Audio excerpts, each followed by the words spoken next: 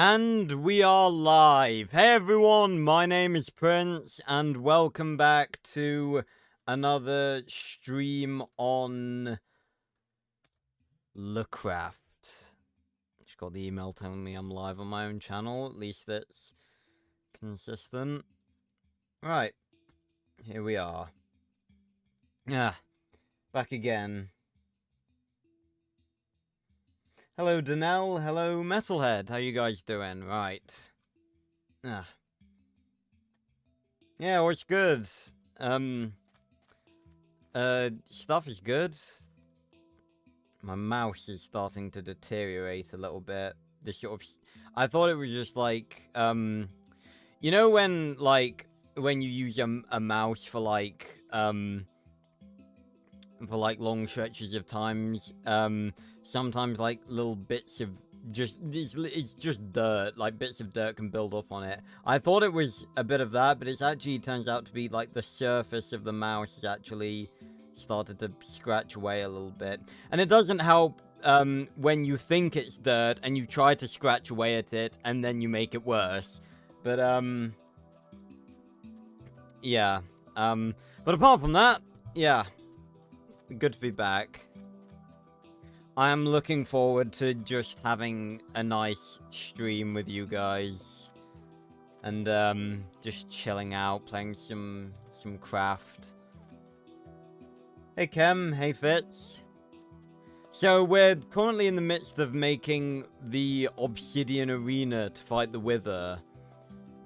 But I do think we are going to need to go get even more obsidian.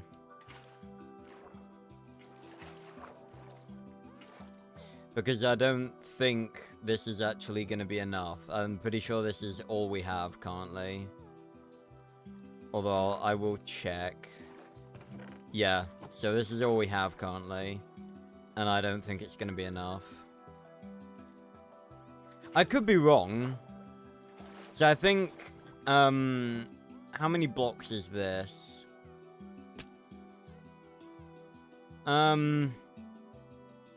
Yeah, maybe one more layer after this, and then I'll start pushing it inward, so, the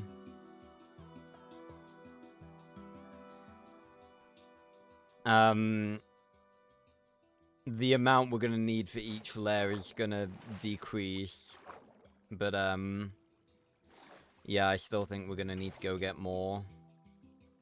Hey, Marathon. Oh, thanks, Metal. Really appreciate that. I'm glad to have inspired you to write your own Arthur story. It's my pleasure. It's my greatest pleasure to have been inspiration. And again, that's always I'm so happy that because a lot of people have said that. A lot of people have said obviously they read my story and then went to make their own, and that's the thing, like before I came along, Wattpad literally had literally one Arthur story, and it was fucking god awful. The writing quality was shocking. But now it's literally like we've got an entire category, and you know, so many people have written their own Arthur stories, and it's great. It's really awesome to see. And I'm very, very happy to have been able to make a difference. Right. So is that high enough, or one more layer? I think...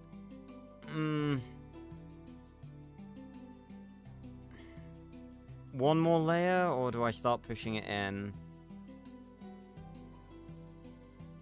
I think one more layer. I want a real grand feeling of size when I'm in here.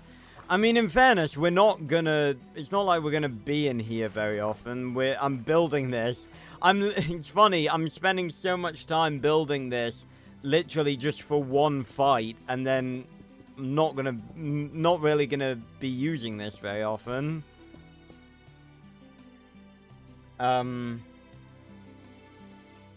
Which version of Spider-Man is my favorite? That's difficult.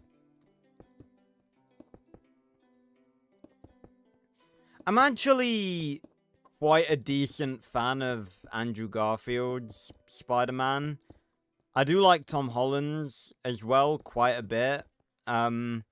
Mainly though, ironically in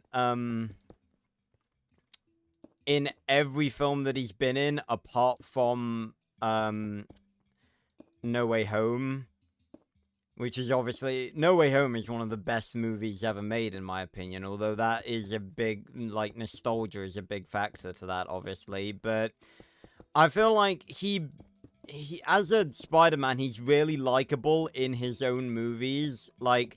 Homecoming and Far From Home are, like, I love those. They're some of the best Marvel movies, I think. But putting him alongside the other two Spider-Men, and even, like, before that, even before they arrived in the movie, I feel like in No Way Home, he's just a bit of a cocky, sort of selfish asshole.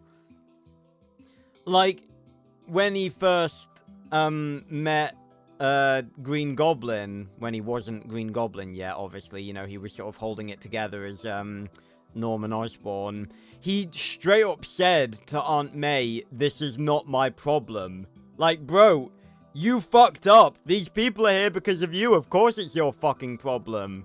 And then when the other Spider-Man, came along, and he was just like, if, you know, those guys are from your world, you know, if they die, they die. I don't care anymore. Like, I just feel like he's a bit unlikable in, Far From Home.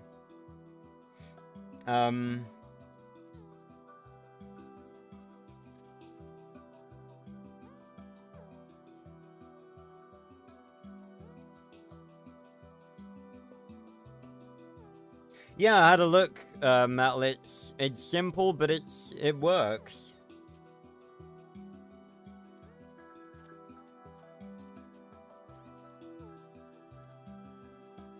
Ah.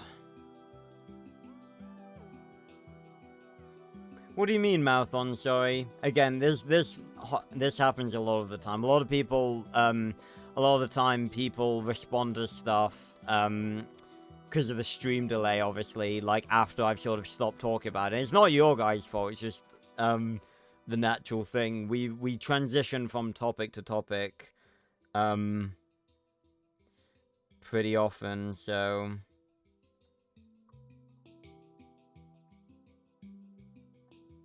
Ugh.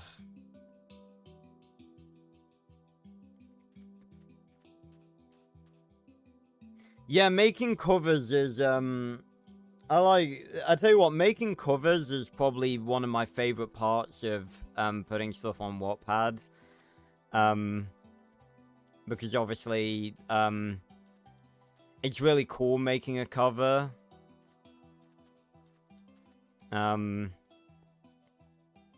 And the thing with covers is that PNGs are your friends. I have literally, like, collected pretty much every Arthur PNG I could find on the fucking internet for the purpose of making covers.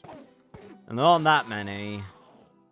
There aren't that many renders of them. That's what they're called, renders. Transparent background renders. They're the best for covers.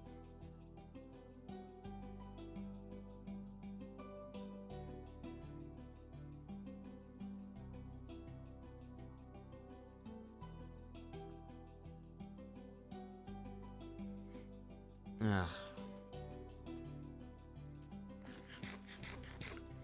Right, but I definitely need to be killing these mobs and regenerating Seagull, because we're gonna need to head back down into the caves and grab more obsidian, and I can't really do that with a half-broken pickaxe. Ah. Oh, yeah, definitely. And I mean, it's not, you're right, Marathon. Like, it doesn't really matter if we're not going to use it very often. It's another building in our world, and that's, you know, That's what Minecraft's about, you know, populating your world with memories. Can you get back here, you lanky freak? Thank you.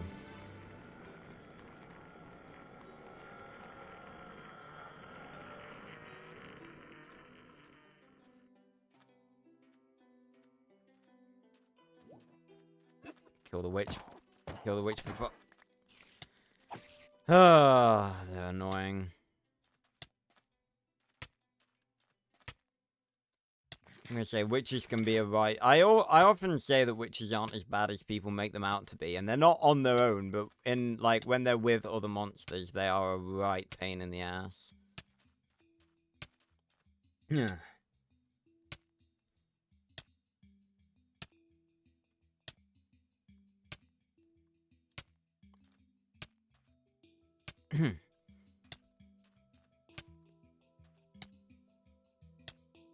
Hey Quartz, how you doing? Oh well, that's good, Metal. Obviously, you know, it's all about progressing and you know, getting better at writing and stuff. You know, I always say, I say this unashamedly because it's the truth. I genuinely think that Arthur 4 is not even that good. It's good compared to all the Arthur fanfictions that were around at the time. Like, I can write worth a damn and have good, and not have, like, pigeon English grammar. But how it's actually written and the plot and everything, I will never say that that is, like, top-notch writing, because I do not believe that.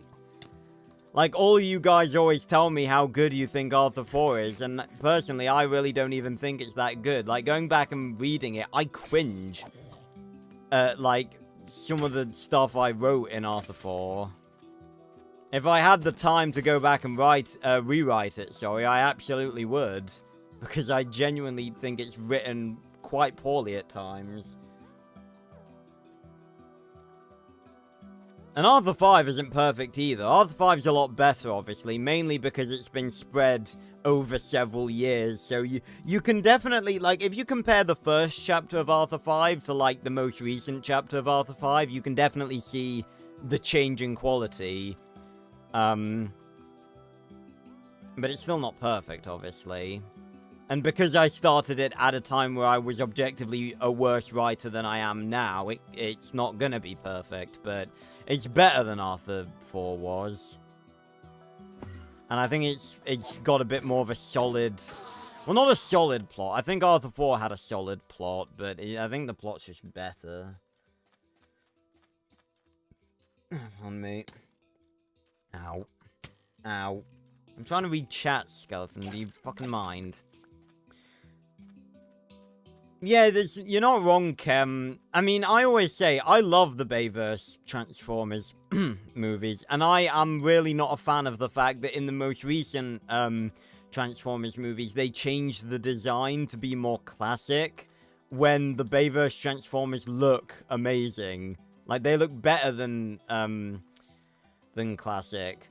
Also, I don't understand some people's opinions on, like, the MCU not being comic accurate. Like, I've heard a lot of people talk about specifically Scarlet Witch's outfit, and people say, like, ridiculous shit like, wow, they out here got the Scarlet Witch wearing brown. Like, first off, it's not brown, it's dark red. And if you think what she wears in the MCU is brown, then you are colorblind and you need your eyes checking. Second off, we literally saw in WandaVision how she would look if she wore her comic accurate outfit. And she looks ridiculous. It looks like a Halloween costume, which is why they used it as a Halloween costume. It's not gonna be completely comic book accurate because you gotta mix comic book accurate with realistic in a live action movie. Because if you just go comic book accurate, then it's just gonna look stupid. That's how it works.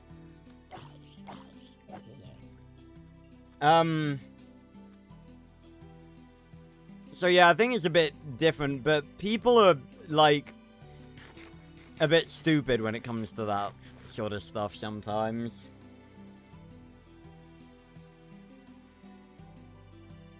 Of course, you're always allowed to ask, Mouthon. In truth, I haven't been working on it a lot recently. I have been working on writing other stuff. I've mostly been focusing on writing my Max Steel continuation, Max Steel Season 4 Turbified, which I'm very much looking forward to. But I have started the next chapter, and I did start it semi-recently. I can't, like, even begin to tell you when it's gonna get released or anything, but I have started it. I also think I need to come up with a better title, a better chapter title for it, because I think it was, I can't remember what I called it. It was something like Journey Through the First Kingdom or something, and that really does not have the same ring to it as all the rest of my chapter names do. Need to rethink that. It's weird coming back to writing Arthur 5, because I used to be so used to writing... Damn it. I used to be so used to writing these characters, and I've gotten a bit rusty at it now.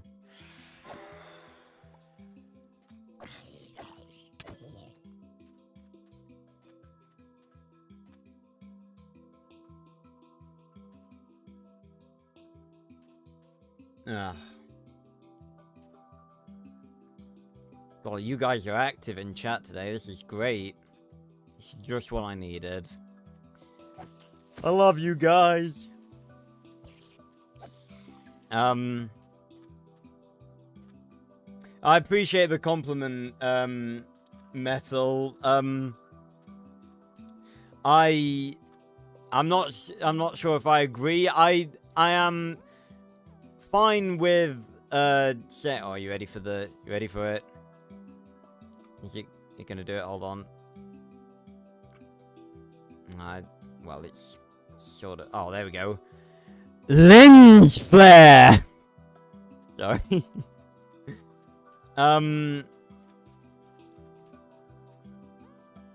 But, I am fine. I'm perfectly satisfied. Oh, look at that. Light coming through the hole. I'm perfectly satisfied with, saying that I can write a good Arthur story. If people want to say that I can rival Bersin, then, you know, I'm very happy to take that compliment too. I've certainly rivaled Bersin as of recent, considering he made Malediction, which I still haven't seen. But may be seeing very soon. Oh, thanks, guys. No, you're absolutely right, Quartz. I'm not sorry. I'm not sorry at all. It's part of my brand to do the loud mic.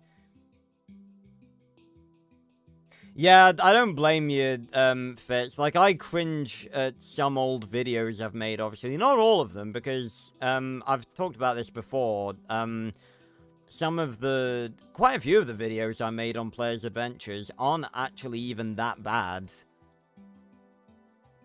Despite my sort of, very limited skill in editing and thumbnail making back in the day, making a good video was actually something that, obviously I haven't always been really good at, but I've been, pretty decent at. Right, now I think we can start, moving it inwards. But, well, yeah, it is one of the most viewed Arthur stories. You're definitely right. What's it on now? Let me have a look. I do check every single day, by the way. I have a look at my Wattpad every single day, and check to see if I've got notifications. Arthur 4 is on 58.1 thousand reads, and Arthur 5 is on 40,000.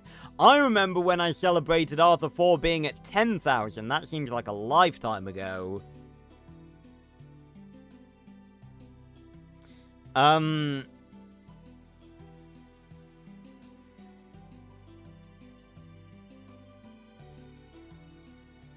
Yeah, I mean, I could easily, like, share with you guys in response to your thing on the PNGs, Metal. I've got, like, a whole folder full of Arthur PNGs. There's not a lot of them, but there's a decent few that I've, like, collected over the years. Actually, no, I think I've already put them in the casual, Discord. Not the casual Discord, the Seven Kingdoms Discord. I swear I made, like, a PNG chat. Yeah. In the assets, in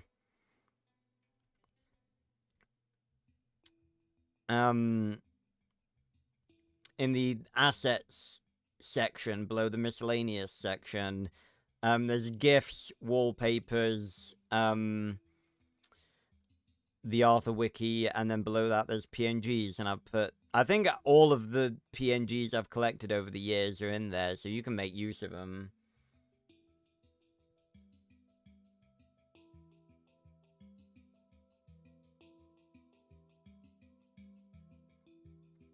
Yeah, yes, Quartz. If you're not in the casual Discord, which obviously gives you all the notifications for this channel, then join it in the description down below, because you'll get custom teasers and stuff. Been posting a lot of teasers in the casual Discord as of late, so if you're not already in it, go join it.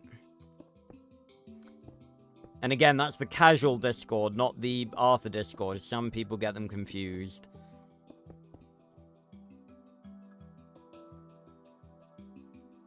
Oh yeah, absolutely, Mel. I don't own the PNGs. You don't need to ask permission. They're just renders that I've found and collected. I don't own them.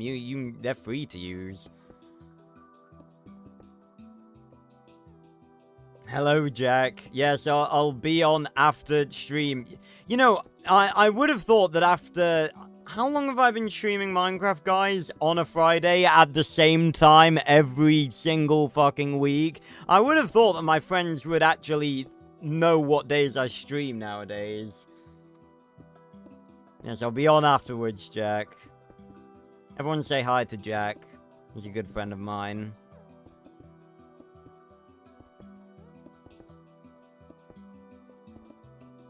I'm trying to think how many videos... am I out? Fuck, I'm out. Really? One... I've also just realized that I've done one more layer than I was intending to. Fuck, I was meant to be fucking moving it in.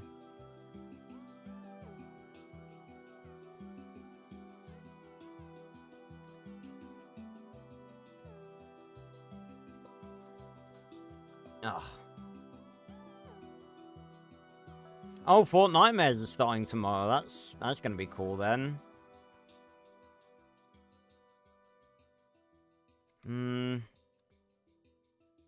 Yeah, actually, I think I'm going to undo that layer that I've just done, because I think now it's starting to be a little bit too tall. It's going to be a really irritating process to undo placing obsidian, but,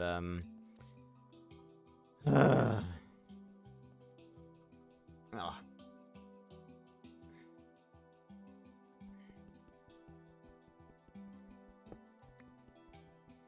But, yeah, I've actually had to scroll up to keep answering your guys' messages. Well, Iron Man, I think they still did some realism tweaking, Kem. Yeah, Nightmare Before Christmas. Yeah, it'd be better, be better than that. Yeah, yeah, you're right, though. Endgame armor is basically classic Iron Man. It's very smooth and rounded and stuff. But yeah, again, Fitz, you're not wrong about the whole thing about the suits being, like, they're not bright enough. But I think, again, that's just the thing that comes with making them realistic. Like, Scarlet Witch, obviously, meant to be, especially in the MCU, obviously, like, very spooky and terrifying. And if you gave her the same outfit that she has in the comics, she'd just look very much not intimidating. Now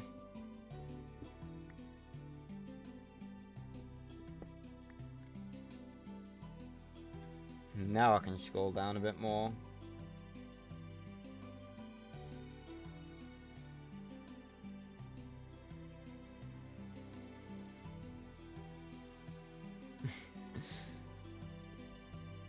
If you dropped...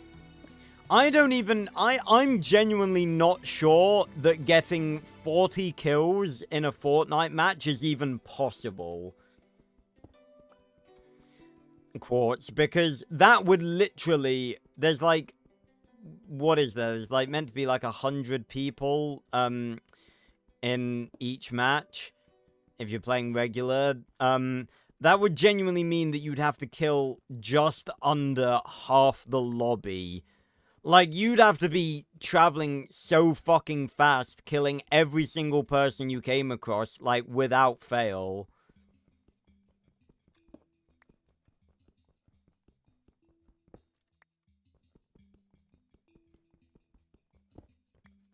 I wonder what the record is.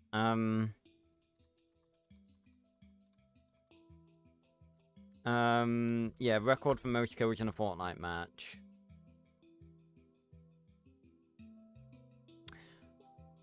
The math ain't mathin', Chief. What it came up with was 118. How can you get 118 kills if there's only 100 people in a fucking match?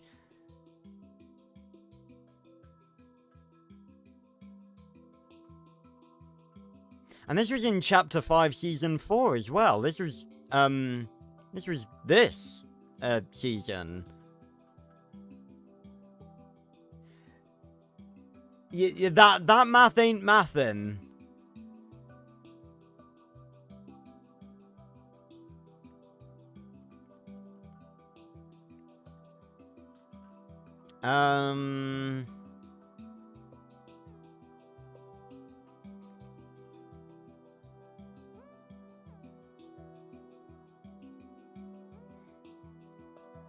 Oh, bloody Nora.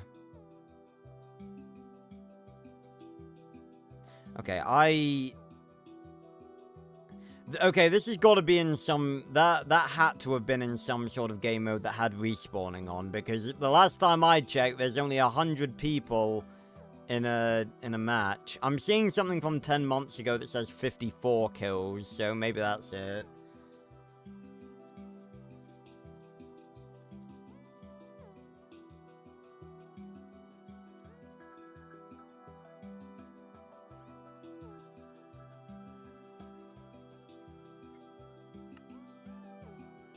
Yeah, I mean, I play Fortnite pretty much daily, and I'm not really... I say I'm decent, but again, I don't usually play in ranked, because the people in ranked, you know, I don't play... I play Fortnite like... It's like last thing before I go to sleep, or before, you know, before I go get ready to go to sleep. So, I don't really want to be, like, getting pissed off. So I don't really play ranked.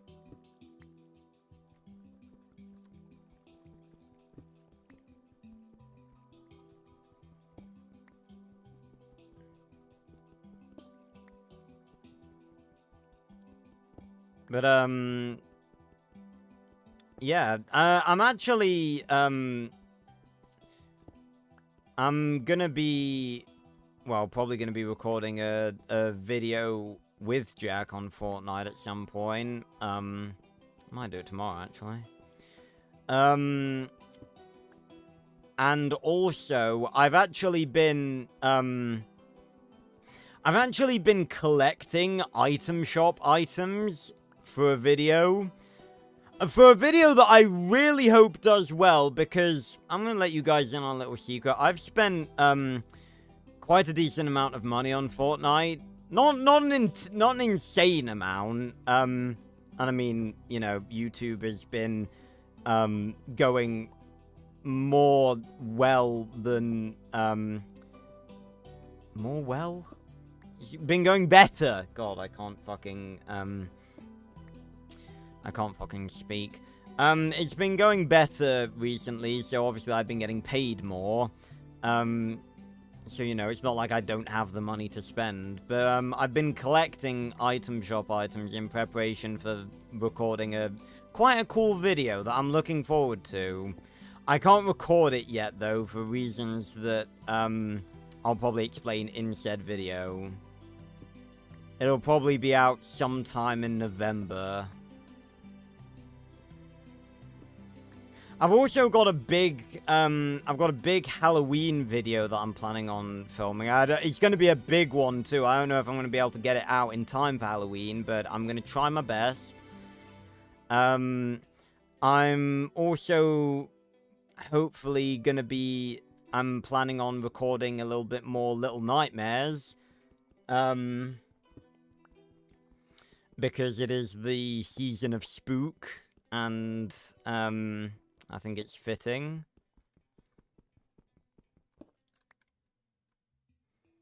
I keep thinking I see obsidian falling off, but I can't really... Right, I'm gonna hop down and get back to killing monsters.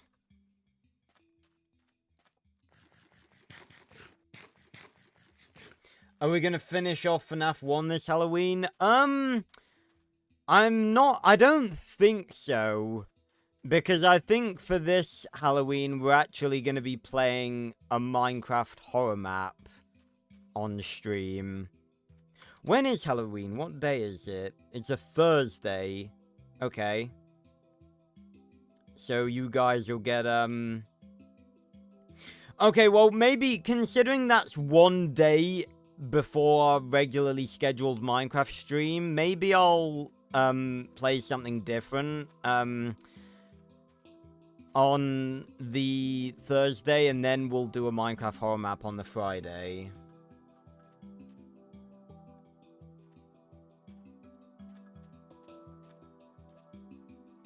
Ugh.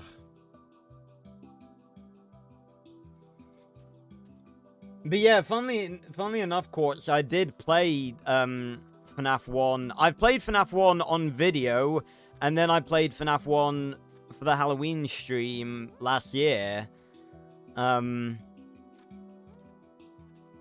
So I could very well do a similar thing, or just do the same thing I did last Halloween, play for half the stream, play Outlast, because we were playing Outlast for half the stream last time, and then halfway through swap back to FNAF 1.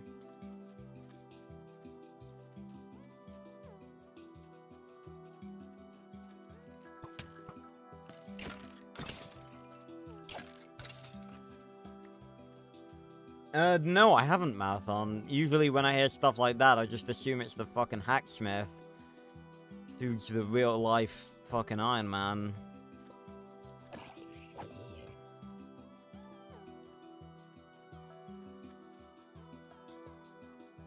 It makes you tick? What, just like, and that's definitely not something I've heard, someone say about the FNAF 1, main menu music before, Quartz.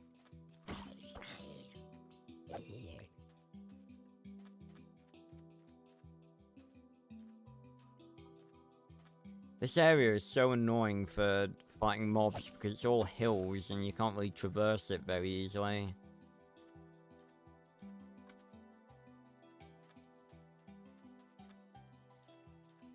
I'm gonna say it would actually be pretty useful if I had more ender pearls to hand.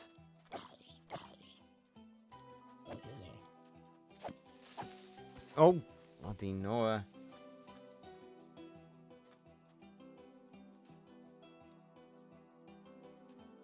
Oh, fair enough, course. Gives you the jitters. If there's one video I could go back and change, what would it be? Probably the Max Steel one, to be honest. The very first one, because that's the most popular video on my channel, and it's utter shit. Like, I don't understand how people watch through that video, because I sure couldn't. That is it's genuine garbage video. I'm unafraid to say that. It is genuine crap. And I've talked about going back and remaking it so many times before, I just haven't got round to it. I probably will do it at some point, because it's just one that, you know, it's one that needs to be redone. The second one isn't great, but it's decent enough. The first one is just like, ugh, I can't believe, like, that's my most popular video. Although, the Minecraft Story Mode one that I published a couple of weeks back is slowly rising up to give it a run for its money. It's still around, like, 50k off, but in the future, it may rise to overtake it. You never know. And who knows, hopefully one day I'll make a video that will, overtake it, like, even quicker.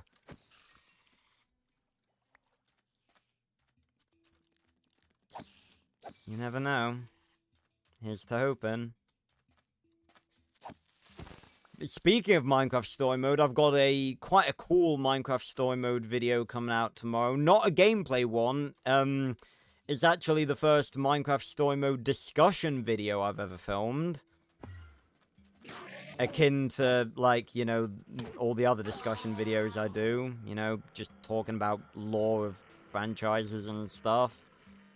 And that was pretty much ready yesterday. I'm a bit, I'm sort of ahead of the ball, with this one. I've actually got, like,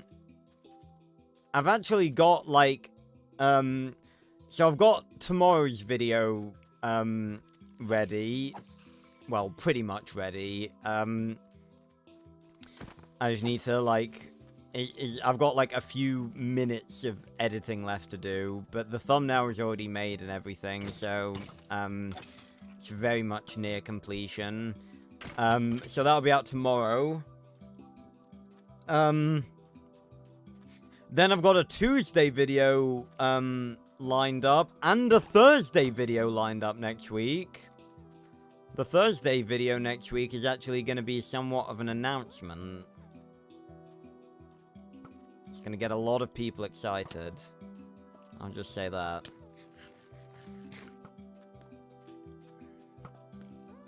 How did you miss that? You were at, like, point blank range.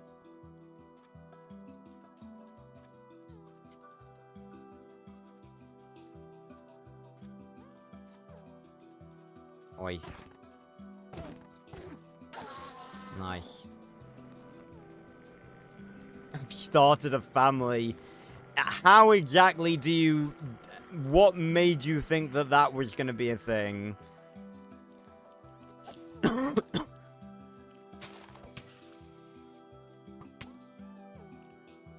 I do not even have a girlfriend.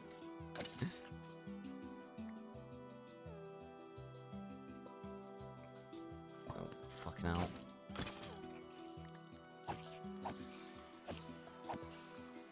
Ah.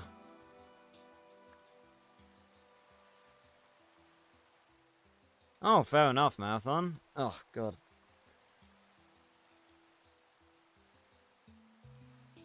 GI.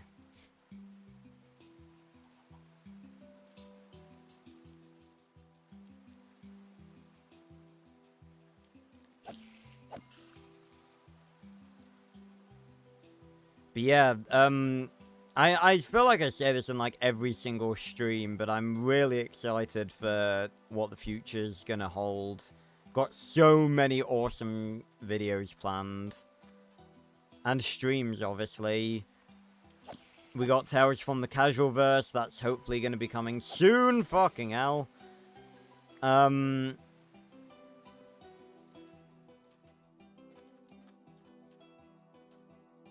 And, got, you know, Max Steel rewatched. That's going to be coming. I think what I'm actually going to do, with Max Steel rewatched, is I'm going to do, I'm going to finish the mini-sode, analysis videos. Then I'm going to do an analysis of the live-action movie, and then I'm going to start reviewing the series.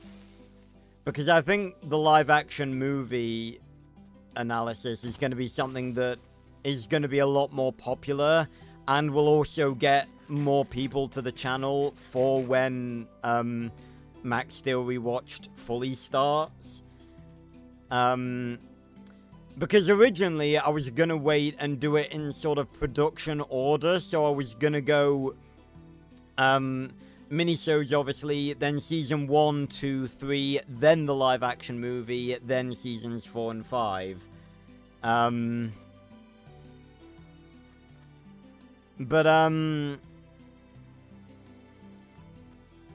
I think, like, frankly, at that point, you guys would probably be waiting, like, at least a year, if not longer, for the live-action movie review. So I think I'm just gonna do it, like, after the minisodes. Hello, can you kindly get out of my arena? And it's fine if you blow up, because this motherfucker's blast-proof!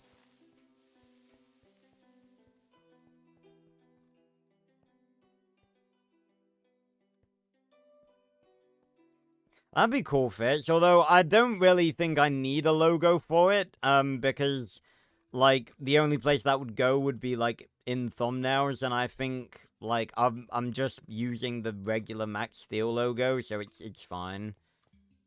Alright, is it, I'm guessing it's not nighttime anymore. Are there any more mobs lurking about because it's not sunny? No, it doesn't look like it.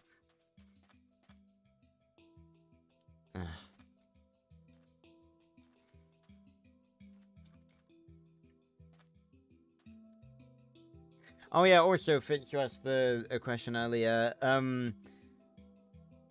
What superhero would I be IRL?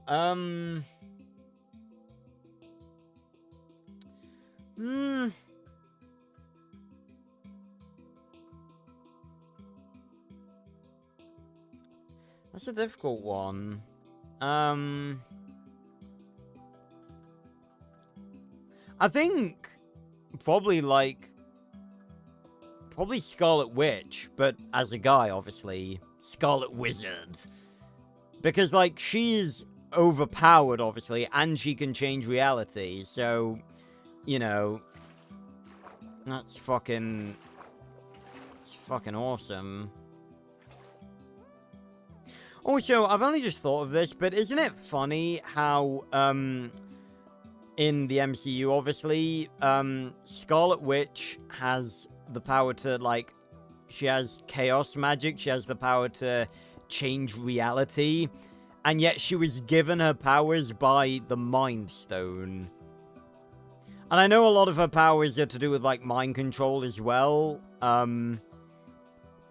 but also, you know, she full-on created an entire artificial town, so, you know, I find that funny. Yes, Crimson Bloke. Oh, shit.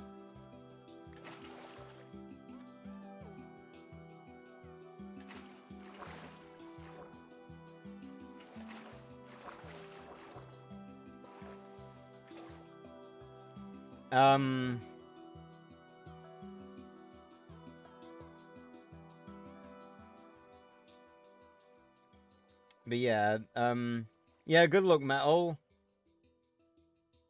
Oh, thanks. I really do appreciate the support on my stories, Metal. It's very nice.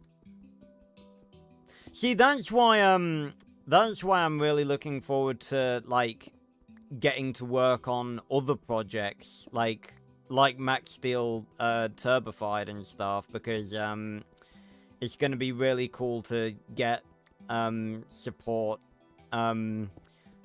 to, like, interact with a new fandom on the fanfiction aspect.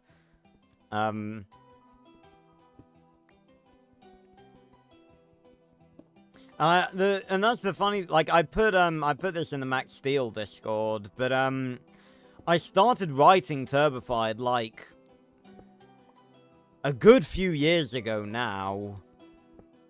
Hold on, I actually want to check. When did I start? Like, when did I create it? When did I fully start it?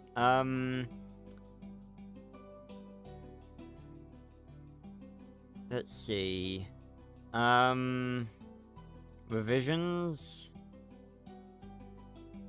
2022. So, I started it, like, yeah, I started 2 years ago.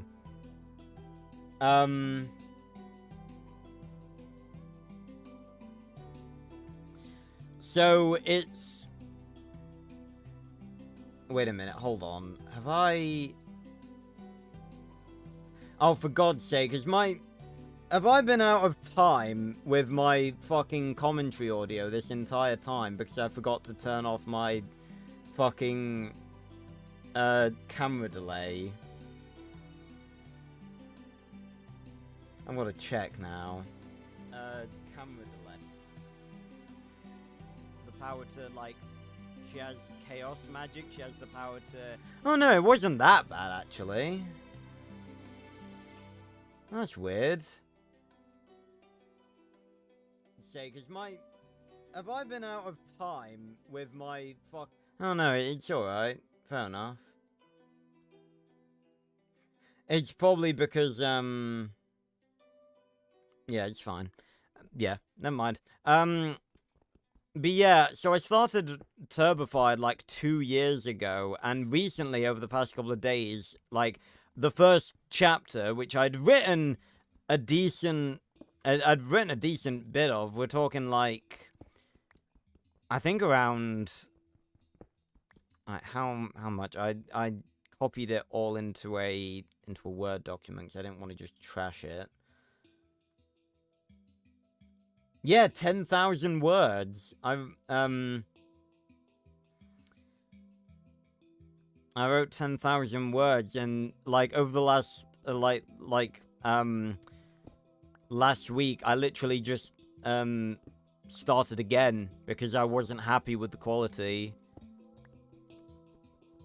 And that just goes to show, like, obviously, like, even in the past 2 years, I've improved as a writer a lot. Like, I wrote Arthur 4 in 2018. That was 6 years ago. And in fact, it's over 6 years ago because I did it in, I finished it in September, like at the start of September, excuse me, in 2018. Like, going back and reading Arthur 4, like, I don't know, I was sort of, I've talked about this before, I was sort of drunk on inspiration at the time, so that sort of didn't help. But obviously, I just wasn't as good a writer back then. That's all it really was.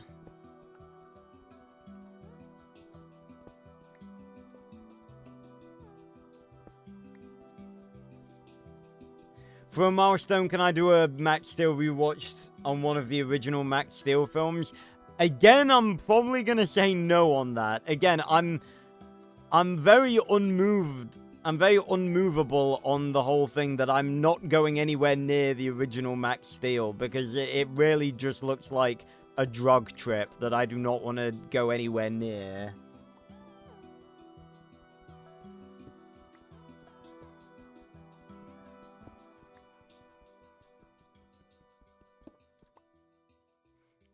Okay, so that's that done. So now all I need to do is just place just one block here, and then... And we should have enough for this, obviously, because it's, like... It's one block inwards, so I imagine that saves... At least one block, I guess. Yeah, I'll go make it go around the whole So this is going to be 2 blocks.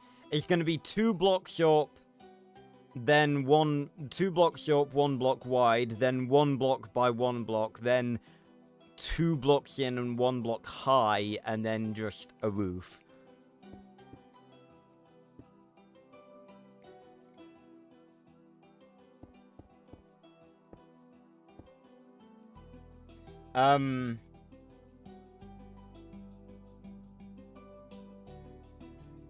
Yeah, Max is in a band. A lot of people forget that, although I think that was sort of a temporary thing. It was in Metal Elementor's introductory episode.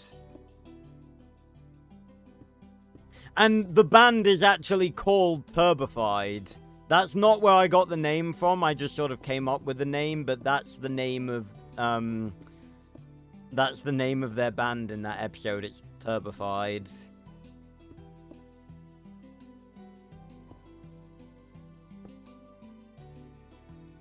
Ah, you stop it, Metal. Again, like I said, I will always, I will never claim that Arthur 4 is like a masterpiece, because it is very much not. Even Arthur 5, it's not like my magnum opus or anything. Because there are parts of Arthur 5 that are quite poorly written, in all honesty.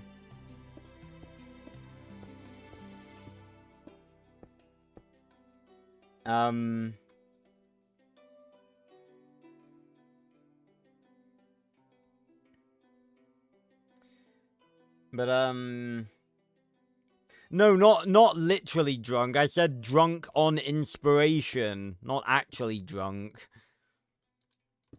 Like, the inspiration was sort of, it's like, saying you were drunk with happiness or lust or whatever. It's not actually drunk, it's just a phrase. Because I was so consumed by inspiration when I was writing Arthur 4. And it was, like, genuine, like, it was very severe, like, it was very severe inspiration as well. Like, it was fully consuming, like, every part of me back then. And that was mainly due to Arthur and Selenia, if I'm honest. I've said this before, it's always been, Oh,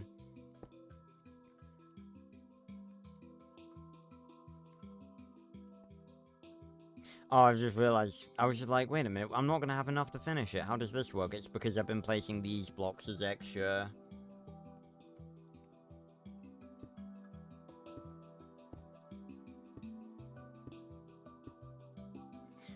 Alright.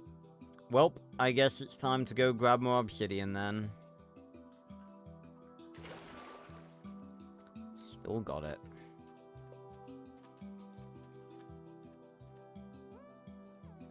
No, not drunk with alcohol. You know, I was also kind of considering introducing an ice elementor in Turbified. I'm not sure if I'll actually do it, obviously. But, I considered it. I have considered it.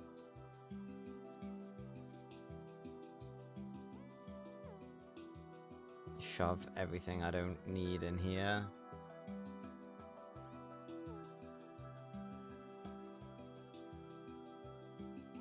Oh, again, that's very good because obviously seeing that people, and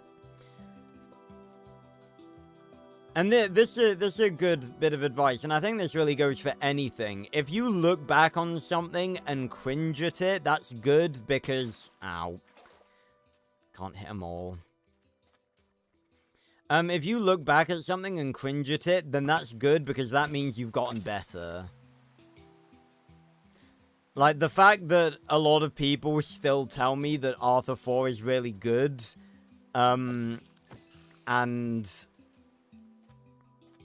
I personally don't think that. That's a very good sign, because that means, obviously, like, it's not that it was terrible. It's just that what I've done, what I can do now is a lot better.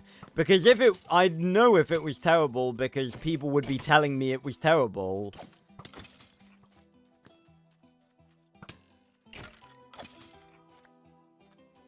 Like, I will never say that it's the best, it's definitely not the best thing I've ever written, and it's definitely very much not perfect. Oh crap, I didn't have Seagull in my offhand.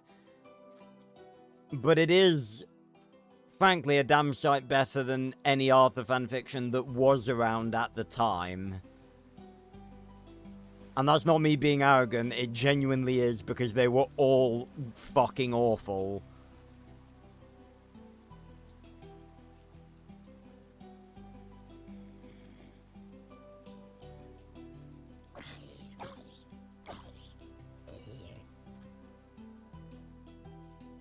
I think that zombie had thorns on its armor. I was trying to identify what that fucking sound effect was, and it's the sound effect that plays when you get injured by thorns, I think.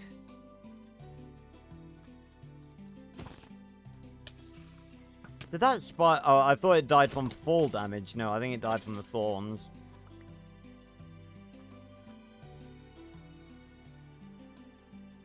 Did I ever tell you guys, I think I might have mentioned this in one of the old Arthur streams, or maybe in one of my old streams on here, but, obviously when I first started getting into Arthur, like, seriously getting into it, when I discovered Revenge of Mouthsar and War of the Two Worlds and everything, I obviously looked up a bunch of fanfics. And, I found one where, no joke, Arthur's mother hired military soldiers to go down into the Seven Kingdoms with him. Like, is that not the most batshit, completely not Arthur storyline that you can possibly think of? Like, who in their right mind would think, yes, that sounds like a good Arthur idea? Like, it was crazy. They had, like, fully automatic assault rifles and everything.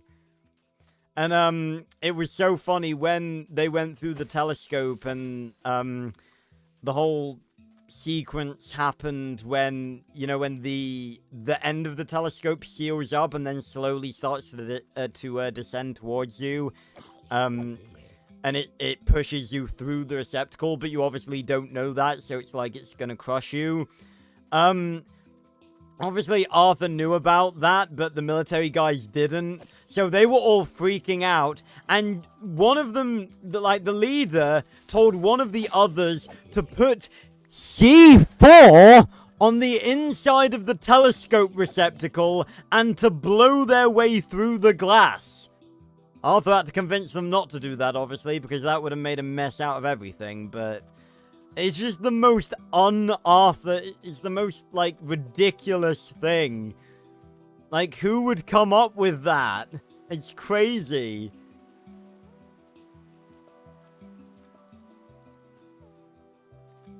Yeah, exactly, the easily hireable military. Like, I don't even think they were meant to be mercenaries. I think they genuinely were supposed to be actual military soldiers. Like, it was a squad of just genuine, like, army men. It was batshit crazy, I'm telling you. It was fucking wild.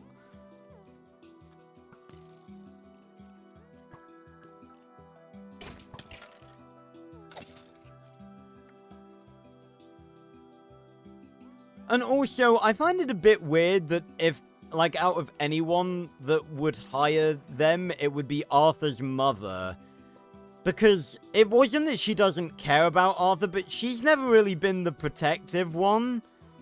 Like, obviously, that was very much his father. He sort of got over that, at the end of War of Two Worlds, obviously. But, but, like, also, there's a lot of mobs here. Clearly, I've been away from the desert for so long, they've repopulated. Time to cull them. Oh, shit. You blew up the cactus! Piece of shit. Stop blowing holes in my desert! Oh, and there's phantoms. I swear they go faster. Did they update that? I've got to look up the patch notes, because I swear to God they go faster nowadays. And it's got nothing to do with hard mode, because I turned it to hard mode fucking ages ago.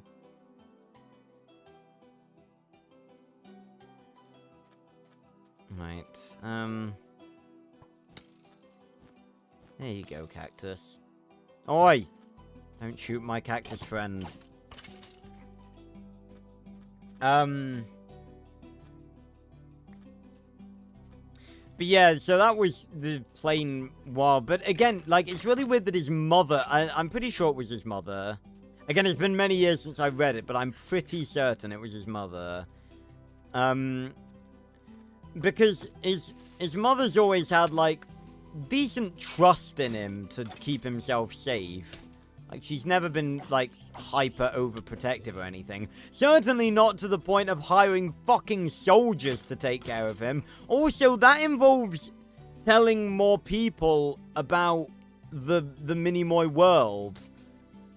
And I sort of tried to demonstrate in Arthur 4 how badly that could potentially go. So why would you, why would you involve military people who report to superiors that report to the government in this secret magical world that you're presumably trying to keep hidden? Oh, look how hard it is to fight these guys. They're so difficult. I think I should moan about them until Mojang does nothing about them, because they don't need to be removed. Oh no! Come on, before you start burning. Oh no!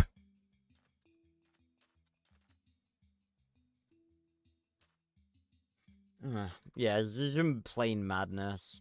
If anyone would hire fucking military soldiers to look after him, the one person I would expect would probably be Arthur's grandmother. Like, she's, I think,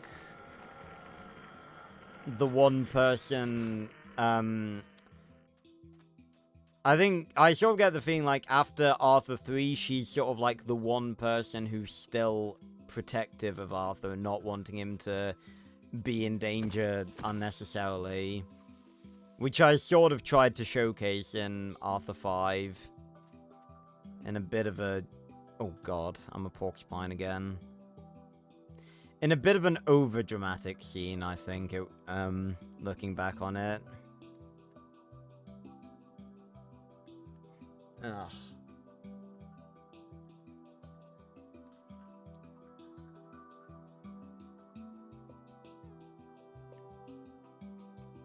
Yeah, that would be... Again, like, that's the whole thing, like, having guns in the Seven Kingdoms, that just sort of really breaks the sort of, really sort of breaks the fantasy illusion. Then again, if we're talking about breaking the fantasy illusion, let's talk about all the stupid fucking fourth wall breaking, well, not fourth wall breaking, but, time era immersion breaking shit that I've written into Dylan's character, such as him referencing fucking Skyrim, a game that came out in, what, 2011? In a story that's meant to be taking place in the 1960s. Like, honestly, that's one of the biggest things I sort of regret, that's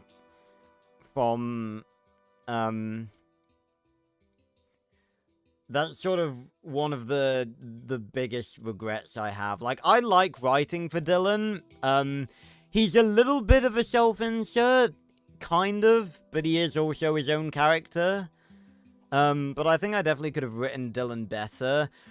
But he is definitely there to be a comedic character and a sort of perspective from the human world in the Minimoy world. But, oh yeah, and we got a parrot last time. I forgot about you, little buddy.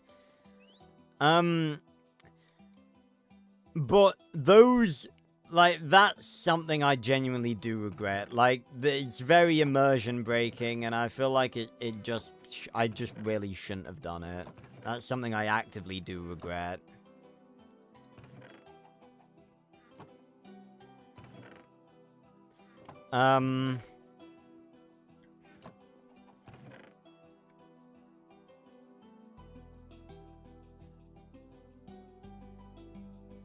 Pull a Ben 10 and just wreck on that part? No, because I'm not a shit writer.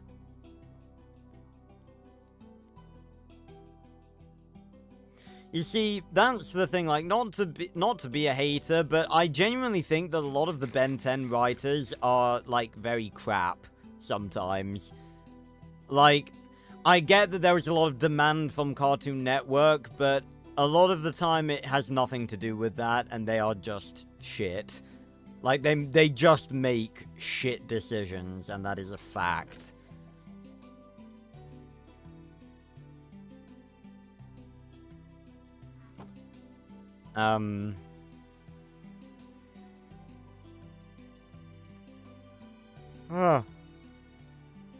Because retconning stuff is just lazy. If you don't do it well, then it's lazy. And a lot of the time, the Ben 10 writers don't do it well. That's the thing.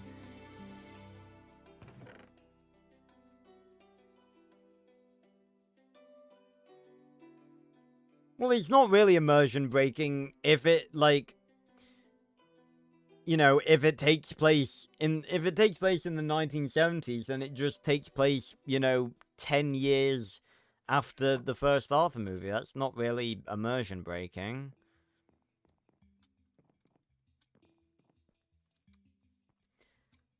My thing was immersion breaking because I was referencing a game that wouldn't come out for another 50 years within the context of, I keep making sure to check that Skell hasn't escaped.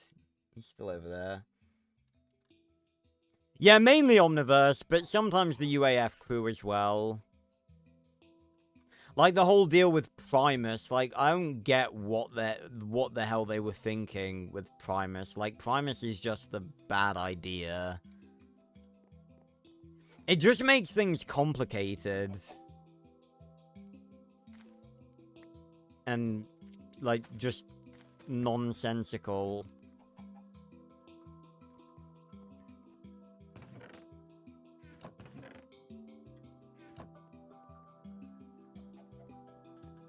Yeah, it's a cool planet. It looks cool, but I just don't like the idea of it being, like, a hub for the Omnitrix to, like, sync up to.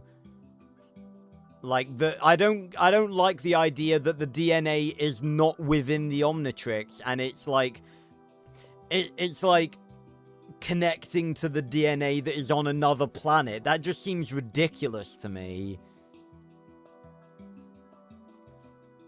I really don't like that concept. If I ever get round to writing Ben 10 Legacies, then Primus is not going to be a thing with the new Omnitrix.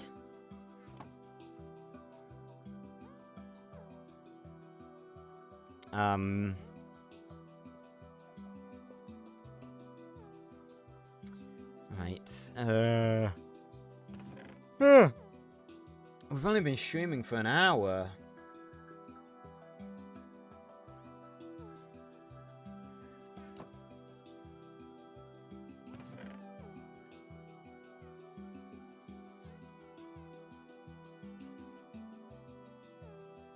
Yeah.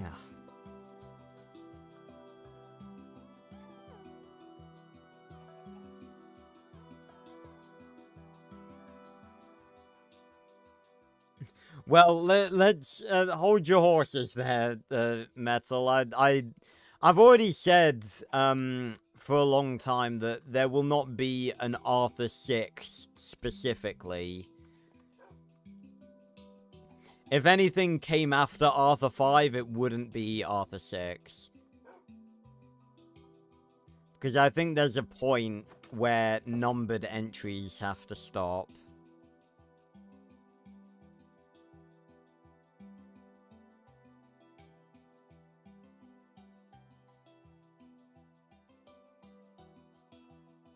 Oh my god, why has Owen got a black cat skin on Fortnite?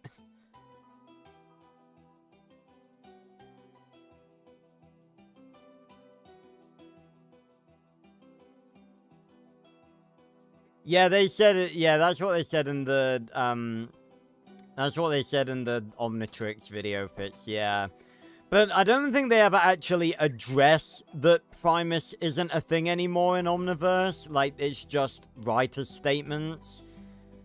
But it's not really difficult to believe, considering it's like a new Omnitrix, which I'm glad about.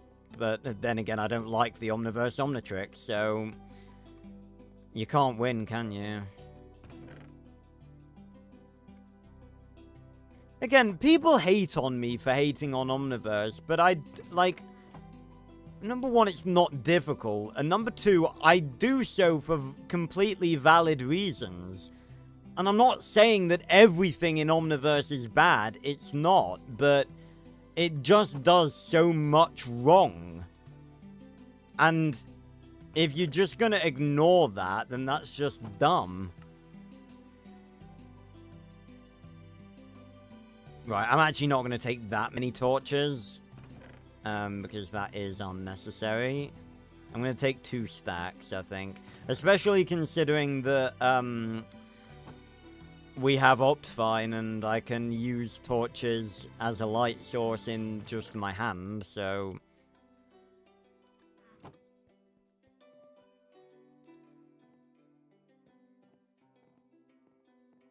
Maybe an epilogue?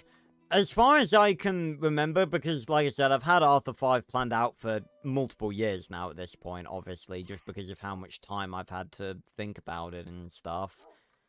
Actually, I'm actually gonna go out and recharge Digothy. As far as I can remember, as, like, my plan to Arthur 5, as far as I know, Arthur 5 will not have an epilogue. It will have a last chapter, and that will be it. Well, I guess I could just make the last chapter the epilogue. But I feel like epilogues are meant to be... I feel like making your, like, say, for instance, you had a book that was 50 chapters long, and it was numbered... And I feel like just having the last chapter be chapter 50 is better, than making it the epilogue. I don't know.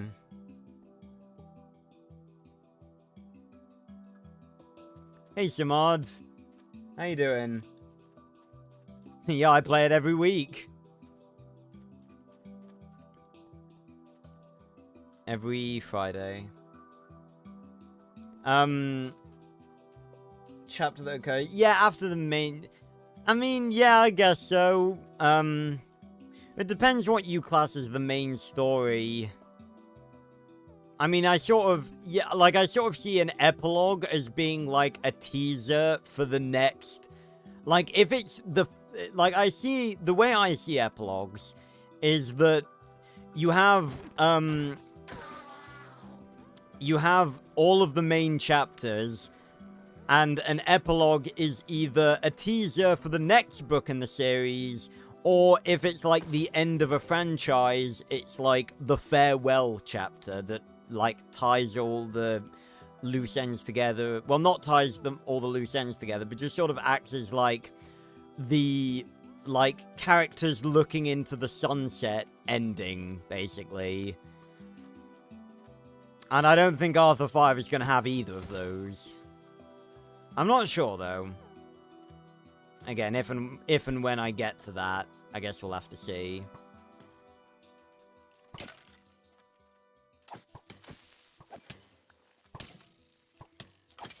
But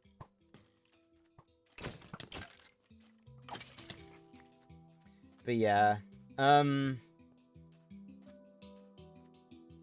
no, I hope, I always try to make it clear, I don't despise, well, okay, maybe I kind of do despise Omniverse, but I don't hate everything about it. There's a lot of cool shit in it.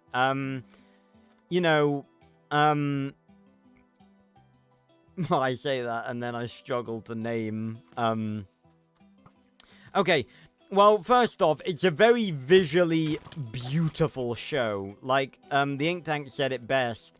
I think it's Cartoon Network's best looking show. Like, they put so much detail into literally fucking everything. It was very good at, like, world building for stuff it hadn't already done. It was very visually beautiful to watch. And it did have a few good story arcs. Like, the feedback arc is, really good, obviously. But I just can't get over everything it did wrong. That's the problem. Like, it tried to do so much stuff from Classic, and it just failed miserably and made it even worse. And it just did so much wrong. And I think a lot of that was Cartoon Network's fault, like the executives, but a lot of it was the writers' fault. Like, forcing Kai and Ben to get together, like saying, oh, it's their destiny, like, I come from a future where you two are married, therefore you must be married. Like, do you not understand?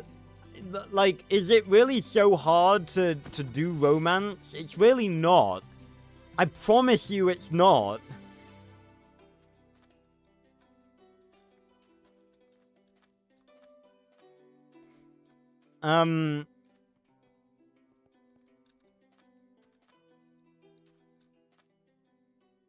Yeah, I mean, I never really liked Julie as a partner for Ben, I'm gonna be honest. Which again is gonna be quite irritating if I decide to do Ben 10 Legacies, because I'm gonna have to break them up. Because in Ben 10 Legacies, I'm gonna redo him and Kai's relationship and do it right this time.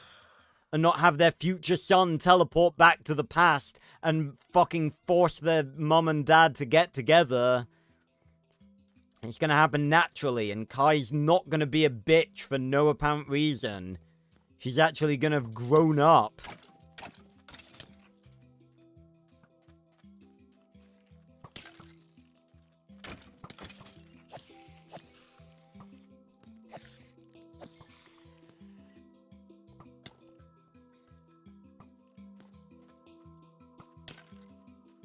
Yeah, I guess, Marathon. Again, that's always the thing. Like, I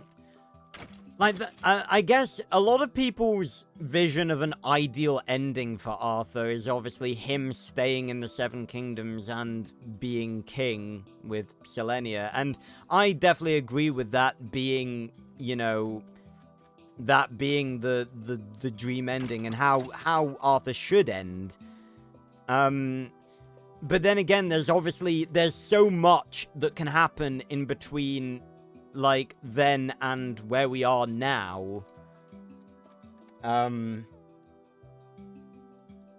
Yeah, about the Omniverse Omnitrix fits, I don't like anything about it, if I'm honest. The sound effects are kind of cool, I guess, but I don't like the holograms. I don't like how inconsistent it is in activating. I really don't like the fact that Ben morphs in real time, because it is literal canon that is not how it works.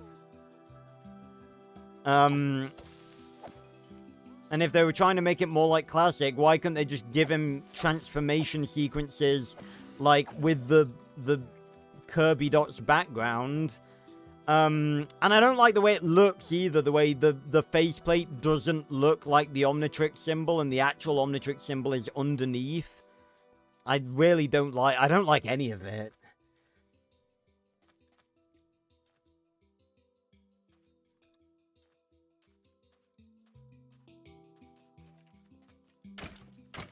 Oh, bloody hell.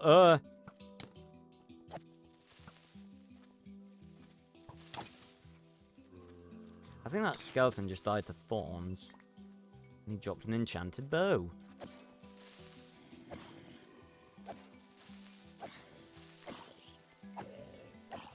Nice.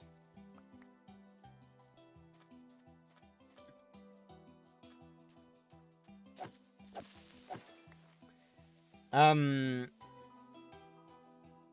no. Shamards. Arthur 5 has nothing to do with Ben 10. It's for another franchise. It's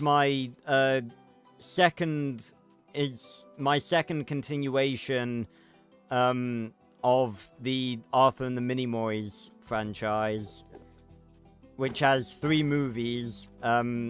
Arthur and the Minimoys, Arthur and the Revenge of Malthazar, and Arthur and the War of Two Worlds. Then I wrote Arthur 4, Defender of the Seven Kingdoms, which comes after Arthur 3, and then currently writing Arthur 5, Legend of the Forest, which comes after that. But I am, I say planning, I'm considering, because I've got a lot of different writing projects, but I am considering writing a Ben 10 continuation, called, Ben 10 Legacies, which I briefly talked about just then. But yeah, I do kind of see now why you think it was a Ben 10 OC, because Arthur 5, you know, it's a number. But no. Separate piece of work.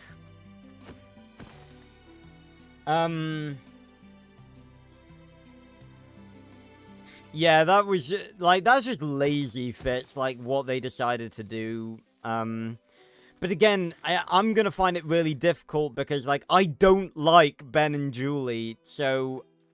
And it's really irritating as well because it's like... They were, like, I think the final time we saw them together in UA is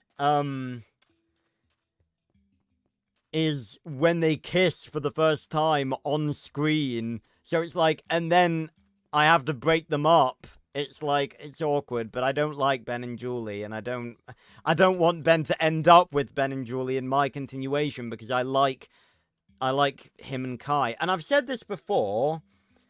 I have said this before, but I always think Kai is the best option for Ben.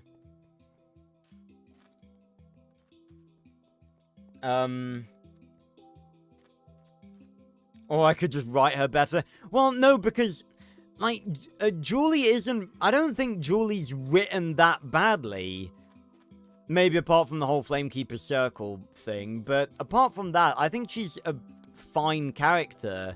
I just don't think she's the right fit for Ben. And I've talked about this before, but I'll talk about it again. The reason being is because Ben's life obviously revolves around being a hero, and we see in all of the different futures, he continues to be a hero. So he's gonna grow up still being this legendary universe-saving hero. So if he's gonna get with someone, he needs someone who's going to fit around that lifestyle. And Kai, as far as I can see, is the only woman who fits around that lifestyle. Apart from Eunice, but I don't... Eunice is a bit of a weird topic.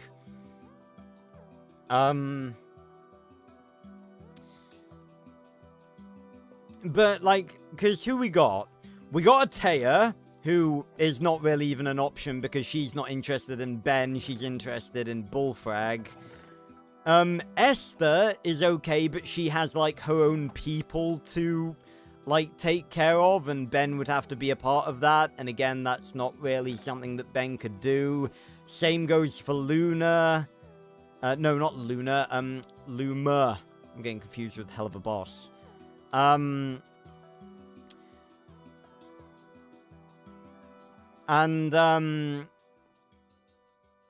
Julie, like, Julie is like a world famous tennis player, and Ben can't come to any of her matches because he has to run off and save the world every other day.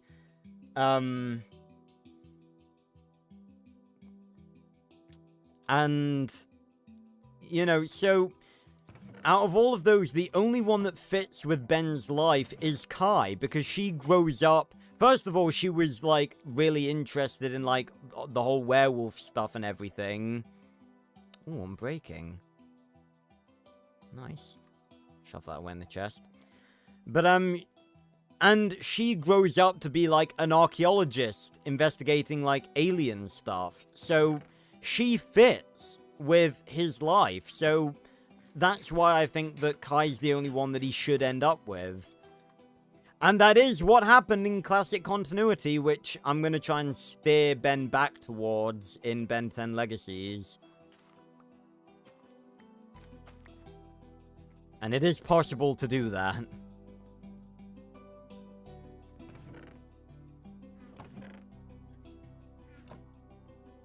You could just kill her off. I'm not going to kill her off.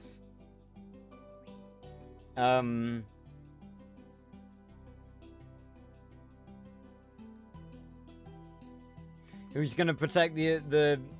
Yeah, I'm going to say that's a good point, Marathon, because obviously if Arthur goes to live with Selenia in the Seven Kingdoms, eventually, like, you know, his grandparents are going to die, and then obviously his parents are going to die eventually, so there'll be no one left to protect the house. So, you know, someone will have to protect it. Oh my god, Jack keeps fucking sending me pictures of, them in the fucking Fortnite lobbies. Just sent me a picture of him and Owen, both as Thanos dancing.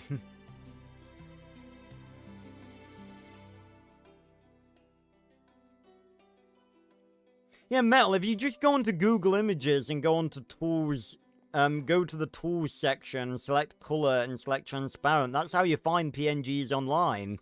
Just use Google Images.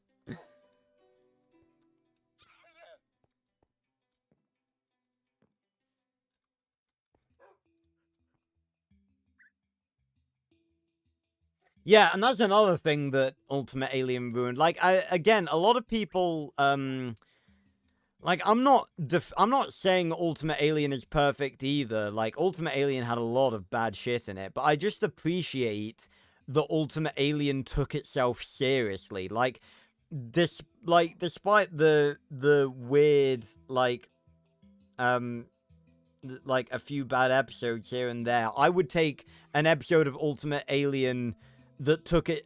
I would take a bad episode of Ultimate Alien that took itself seriously over a good episode of Omniverse that didn't take itself seriously any day of the week. Not every day of the week, because there are some proper stinker Ultimate Alien episodes, but yeah. But let's go back to that that obsidian-filled cave that we found. I need to pull up my coordinates.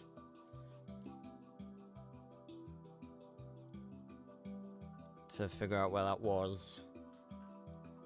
I did, Fitz, I did talk about the Omniverse Omnitrix. I don't like, basically, to sum up what I said, I don't like any of it. The sound effects are alright, but I don't like I hate the holograms.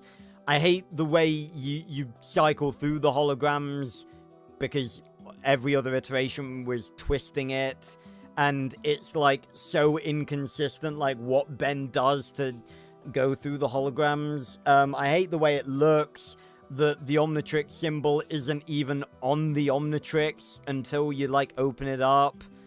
I hate the like, real-time transformations, because that is canonically in-universe not what happens. So yeah, I really don't like any of it.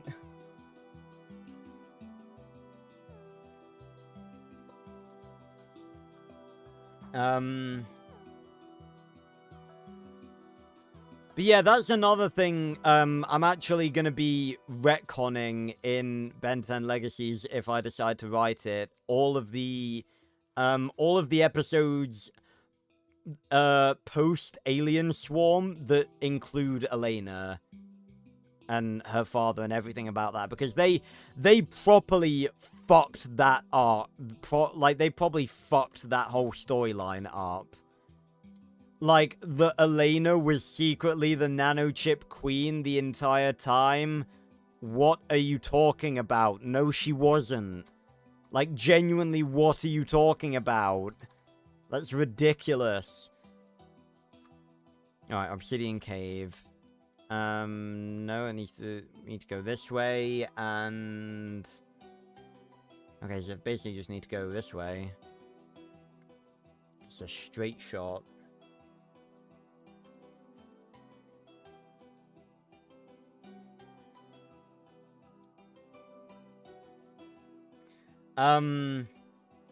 What Black Cat skin did you have? No, like, literally, Black Cat from Marvel. The Black Cat from Marvel. The Spider-Man character.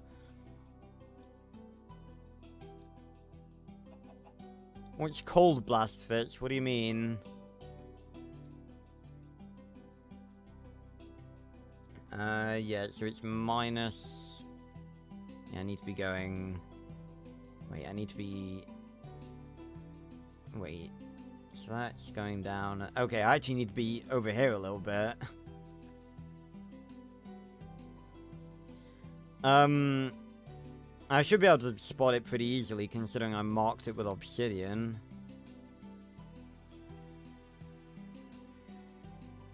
I think it might be somewhere in that mountain over there. Potentially.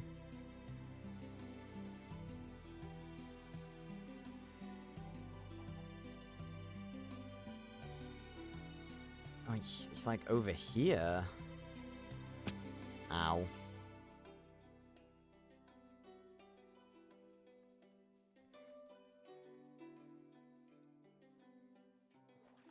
Oh, that! Oh, yeah, of course I love that. That was so creative. It's really a testament to how fucking awesome Classic was. I've got to pick 7 bad serious UA episodes. Well, I can't really, because I don't really actually know a lot of UA episodes, because I've never watched it all the way through. My knowledge, I've genuinely never watched any of UA, like, by itself. Just, like, the Ink Tanks videos. Like, the thing is, Kuro says that, like, watching the breakdowns aren't really a substitute for watching the episodes themselves. I kind of think they are. Like, I really think they are. Although, don't tell YouTube that, otherwise they'll get copyrighted.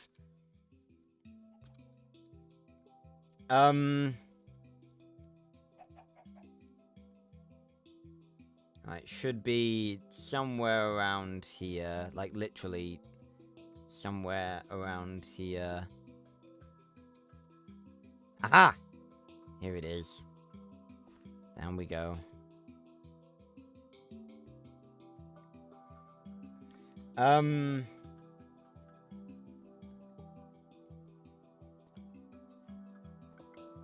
Again, I've just realized I haven't drunken any water throughout this whole fucking stream.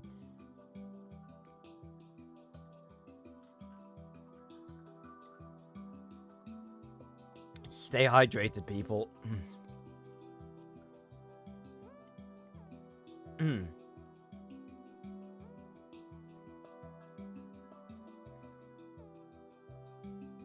What's Ben's new Omnitrix gonna look like? What, in in Ben 10 Legacies. I can show you a picture. I think I've shown a picture on stream before.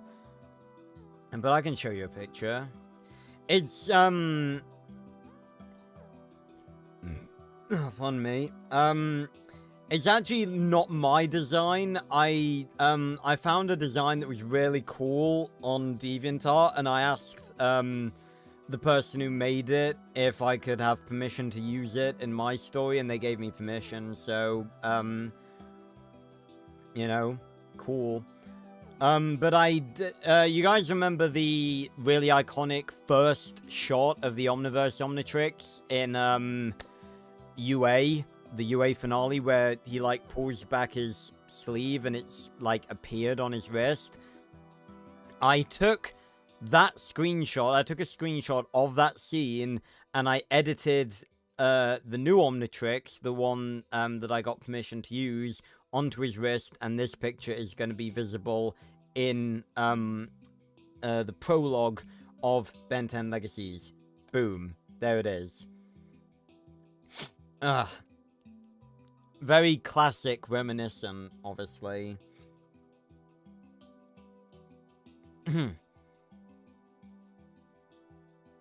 Which I think makes a lot of sense, because if you think about it, Azimuth's original design was the prototype Omnitrix design. The black design. So I kind of wanted to try and look for a design that would replicate that. Because it makes sense that if he liked that design enough to go with it, then, you know, he would try and replicate that. But yeah. It took a lot of editing to get it to look right, but I managed it. It's pretty cool. No Java version for PS5. I know, Marathon, it's tragic. Honestly, I feel sorry for console players. Although, I swear they said something in Minecraft Live about a console edition for, PS5. So we may actually be having a return to console ports. Right, so where do I go from here? That's just gonna be glow vines. I think just down. Ah, yes, here we go. Ah, nice. See, it's a good job I put obsidian here. And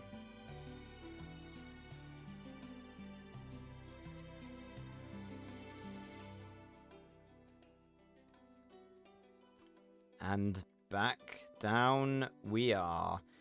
Right. Now this is much nicer because now I can actually pay attention to you guys fully. That sounds like a cool visual thing for the Ghost Rider game, Fitz. We do like cosmetic stuff.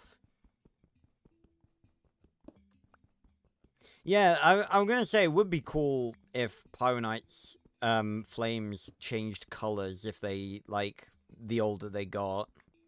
It's a shame they never did anything like that with Ben 10,000, because I feel like that would be a really cool idea for them to do.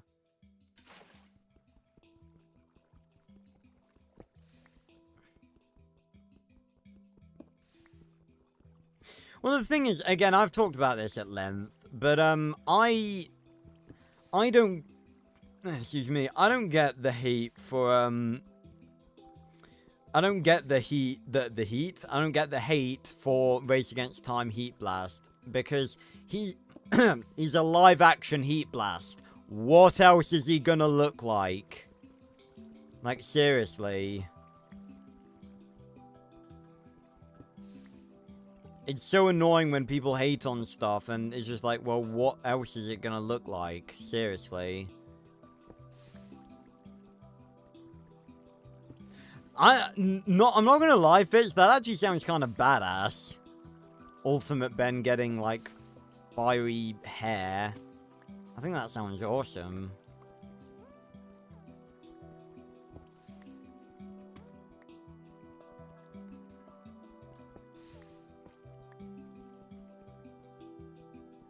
yeah, exactly. Like, it's gonna be... It's a live-action Heat Blast. He's gonna be, like, a flamey fireman. Like, what is he gonna look like? Of course he's gonna look like that. I don't get what people's problem with that design is.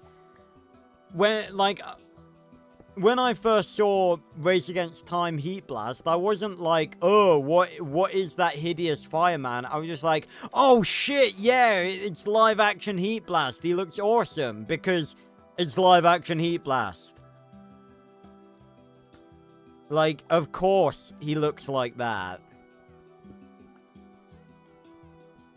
Genuinely, that's all I have to say to people who hate on the Race Against Time designs. Like, what else are they gonna look like? Of course they look like that. You can't say that if you were designing, like, live-action variants of the aliens, you could do any better. Oh god, bloody hell.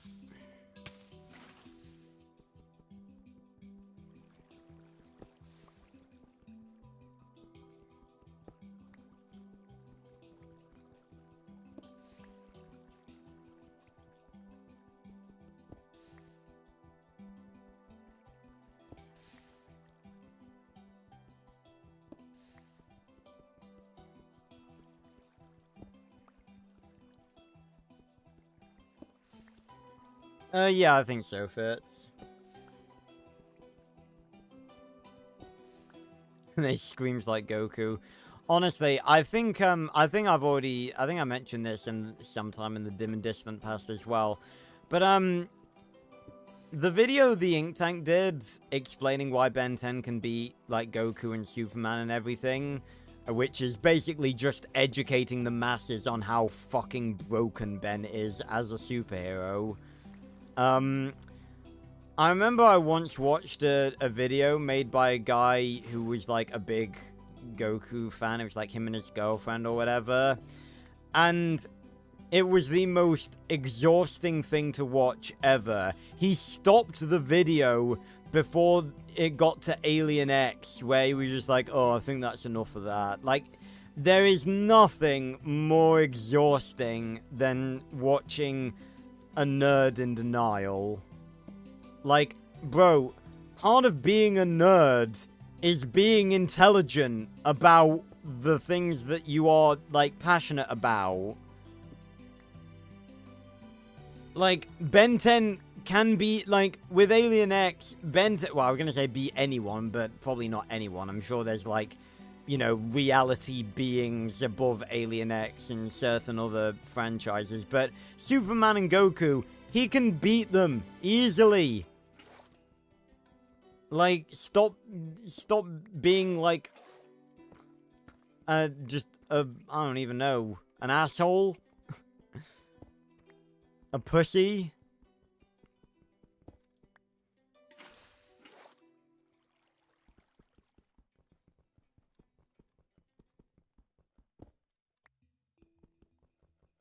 Well, no, it's not about whether or not he could be, like, him without Alien X. It's just, like, if it was like, an all-out fight to the death, can Ben beat them? And the answer is yes, because he has Alien X. It's that simple.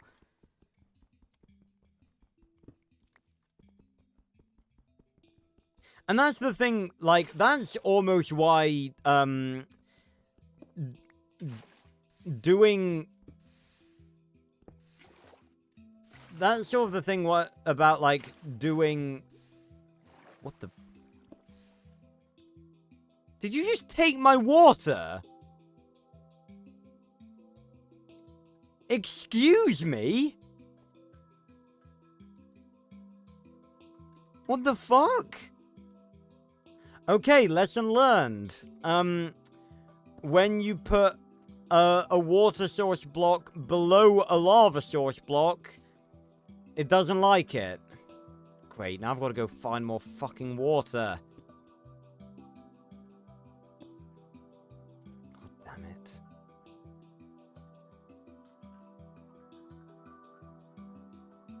Yeah, he's a fucking try-hard defender.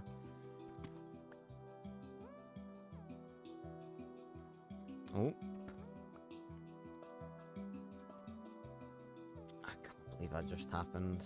It's so annoying. I need water.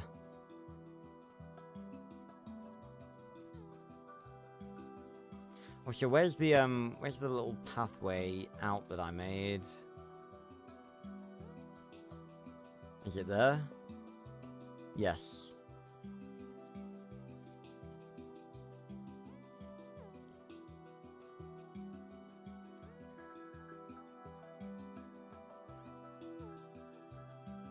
But it's just exhausting. Like, that's the thing why I think that death battles with Ben are a bit, like, not pointless, like, death battles are pointless. Ah, there's some water here.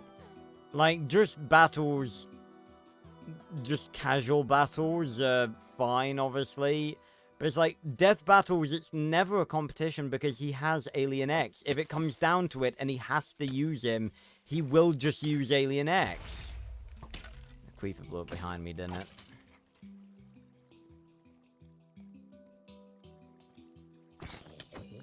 Oh, and it opened up a little area. Huh.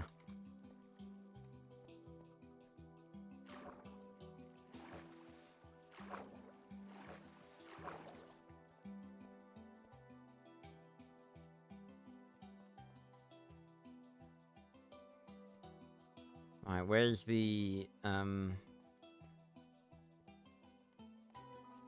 where'd the obsidian go? Ah, it's over there.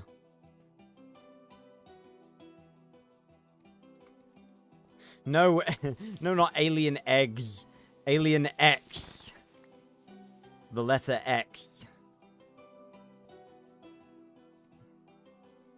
Ugh. You a Ben 10 fan, Marathon? You ever watched it?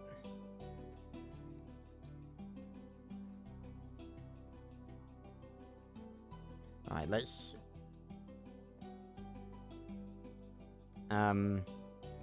Wait, hold on. Let me try going in from above. There we go. That's more like it.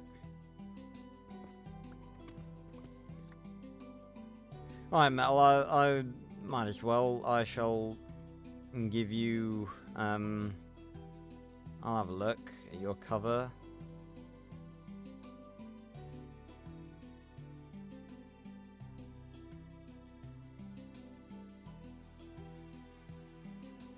Ugh.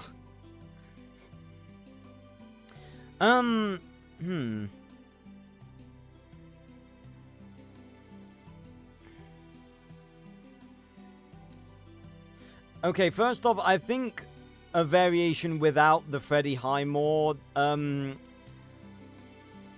PNG would be better. Second off, I think Arthur should be in the middle because he's the main character. Third... I'm not sure the Malthazar wallpaper works as a background. I think it'd work better if you, I think it'd work better if you were to, like, erase, like, if you were to cut out, like, erase the background around Malthazar and have, like, a nature-y background, or maybe just a picture of Arthur's house.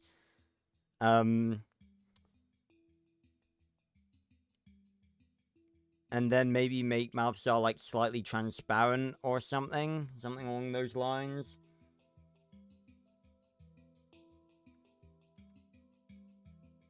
I mean, if you want, I could take a crack at, making you a cover like that. I'd be happy to. I like making covers, so... I can't remember if I've ever made a cover for someone before.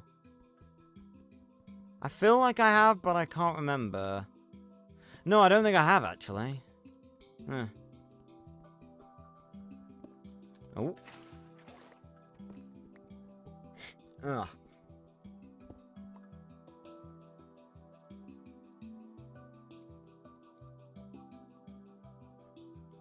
Okay, so that's all of the,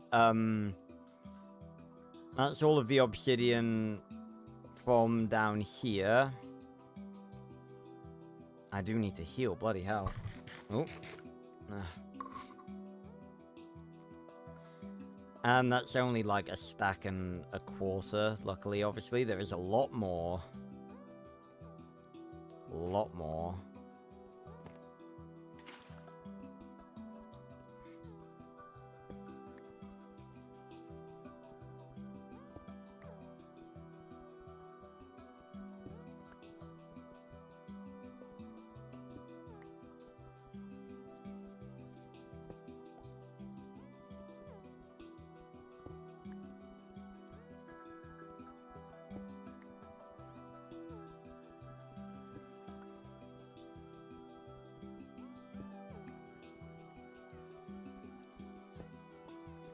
God, this music. It gets me in the Minecraft mood.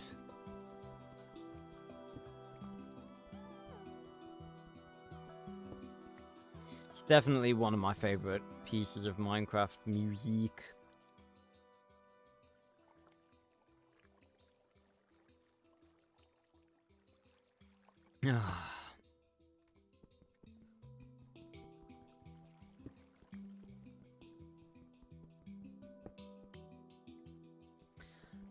Ooh, if I could... That is a good question. If I could permanently change one of my friends into a Ben 10 alien, who would I change and what would they become?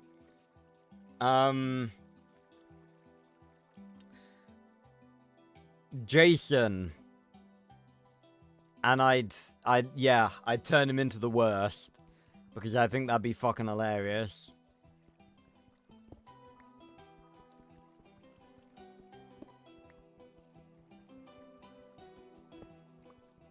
I feel like Owen would be a good spider monkey. I'll turn Jack into Ball Weevil, considering he apparently loves him so much.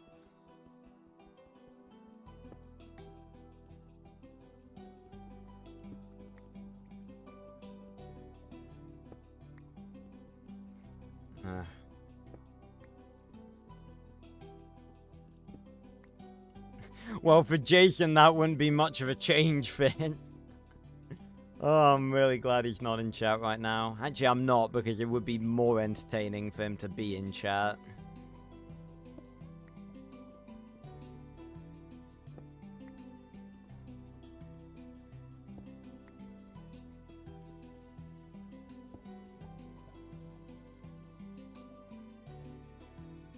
How do we summon him? I think he's still in, I think he's on call with, the rest of my friends right now. Yeah, they're all in chat.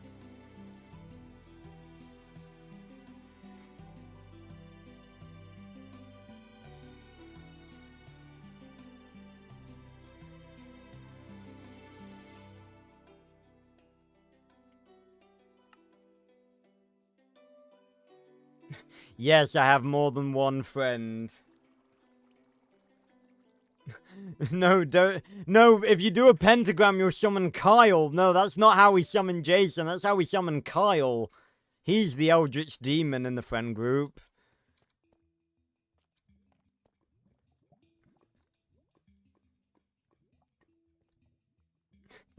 Jesus face. Your spelling. Love it.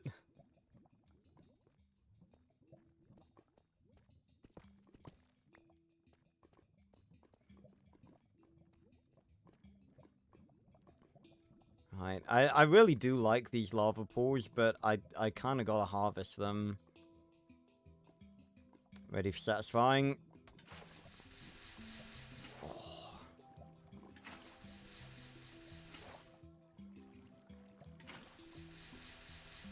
Oh god! Fucking hell, cave in.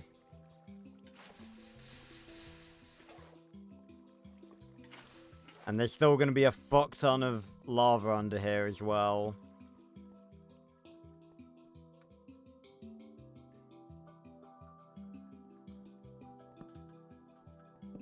And luckily this time, we have the torches to spare.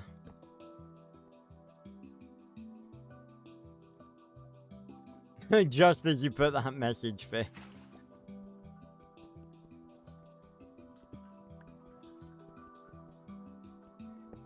Ah. Yeah, let's have a look, Metal.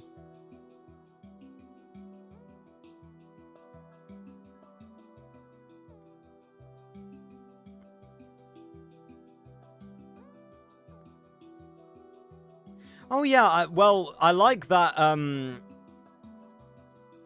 I definitely like that, that background you've chosen. Maybe make the title and the subtitle smaller, and then make Malthazar bigger, so his head, like his entire head, is like looming in the background. But yeah, that's definitely an improvement.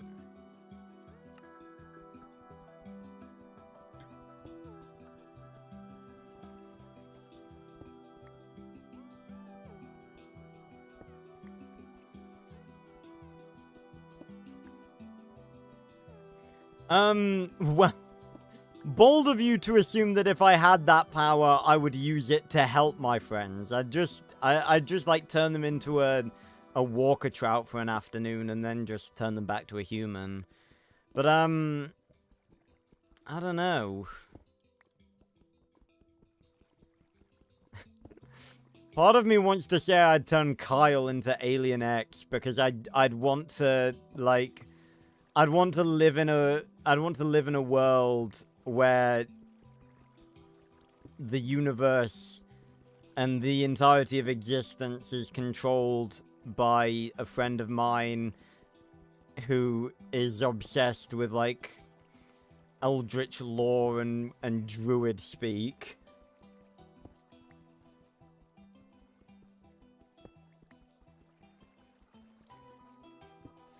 Oh.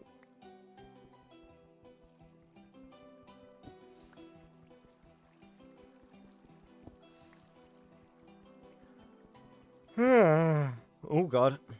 Oh, my yawn. I hate it when that happens. Because yawns are obviously usually really satisfying, but then when you get, like, scared or something and your yawn gets interrupted, it's horrible. Right, let's get rid of all this piss and gravel, shall we?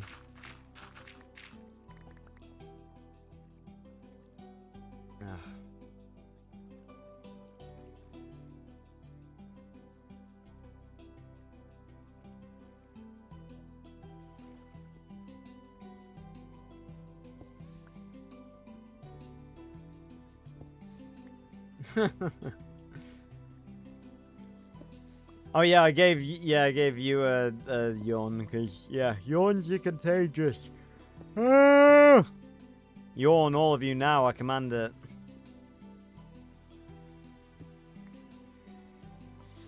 Ah.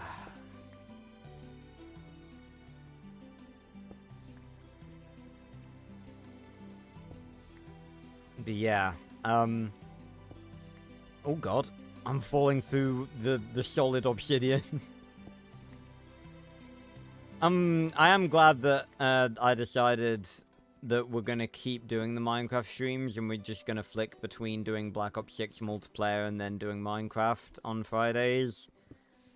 Gonna alternate between them because Minecraft is very relaxing.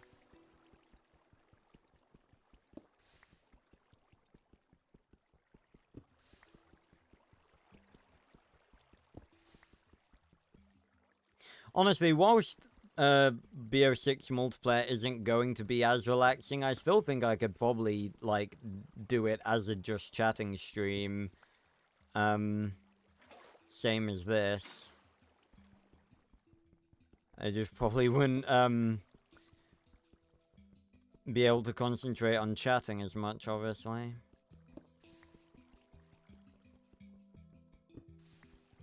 Yeah, I told you, yawns are contagious. Ah! Even mentioning them! Even mentioning that brought on a yawn for me. Oh god. Ugh. Get out the lava. Put it in the middle.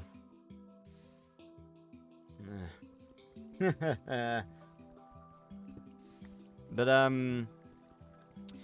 yeah, Black Ops 6, literally 2 weeks from today. So next week, well, it won't be our last Minecraft stream, but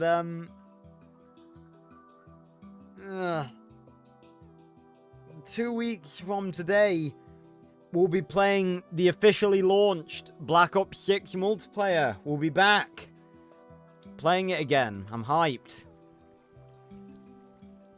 And then 2 weeks from tomorrow, we'll be playing Terminus, Black Ops 6 Zombies for the first time. I think what I'm gonna do is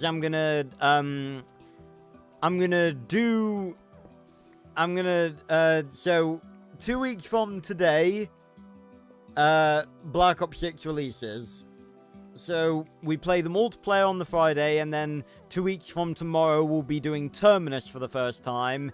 Then I think the next week we'll do Liberty Falls for the first time, because those are the 2 launch maps. Then I think the third week I'll do the Terminus Easter egg, and then maybe after that, the next week we'll do the Liberty Falls Easter egg, and then we'll just play it, you know, casually. Yeah.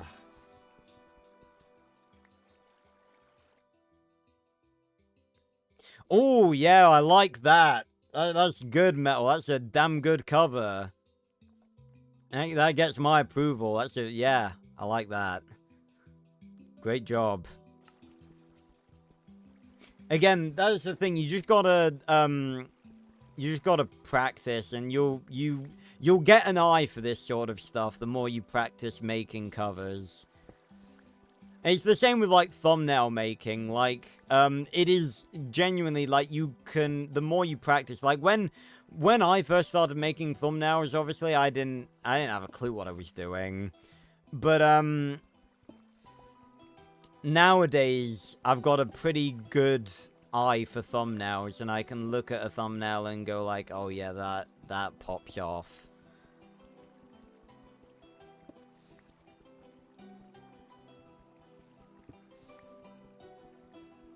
Oh yeah, absolutely, no problem at all, Metal. I'm happy to have been of assistance. And I like the font you used for the subtitle too. It looks very cool.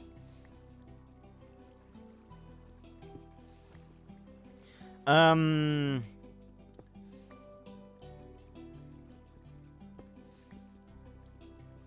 yeah, yeah, so you'll get an eye for it the more you practice. And again, like, it's the same with thumbnails and stuff. Like, even the slightest... Oh my god. There's a bunch of lava over here as well. Ooh.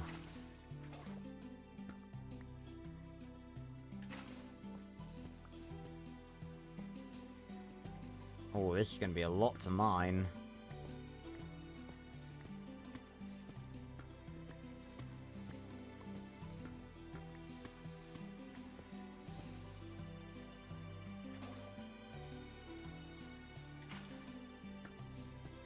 Jeez, there's a lot of it here.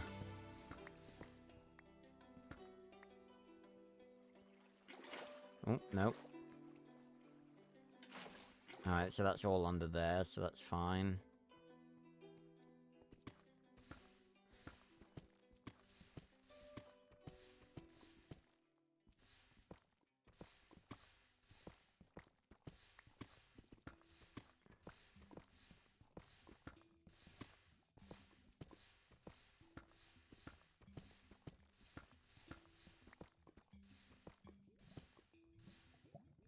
Nice. Right. And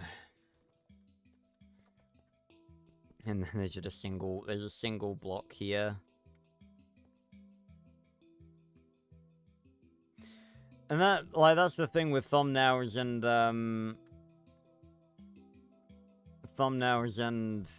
covers and everything, like, photo editing wise. Literally, the smallest change, can make the biggest difference.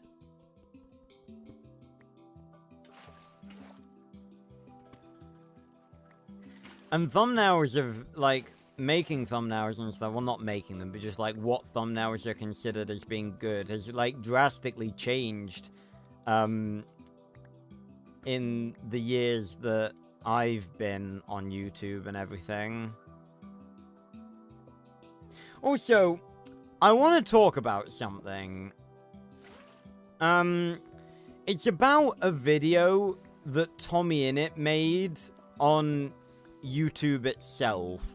Like, talking about YouTube itself. And how YouTube has become, YouTube has become a bit too, I guess you could say,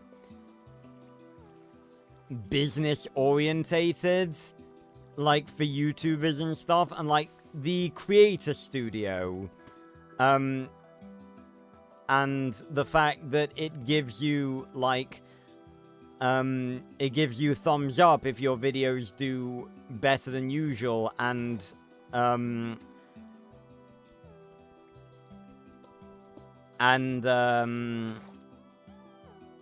it, like, gives you a thumbs down if your videos do worse and stuff like that. And he was saying that that's a bad thing, and that, like, studio giving you all of this stuff is, like, bad, because it trains you to think that views are the only measure of success.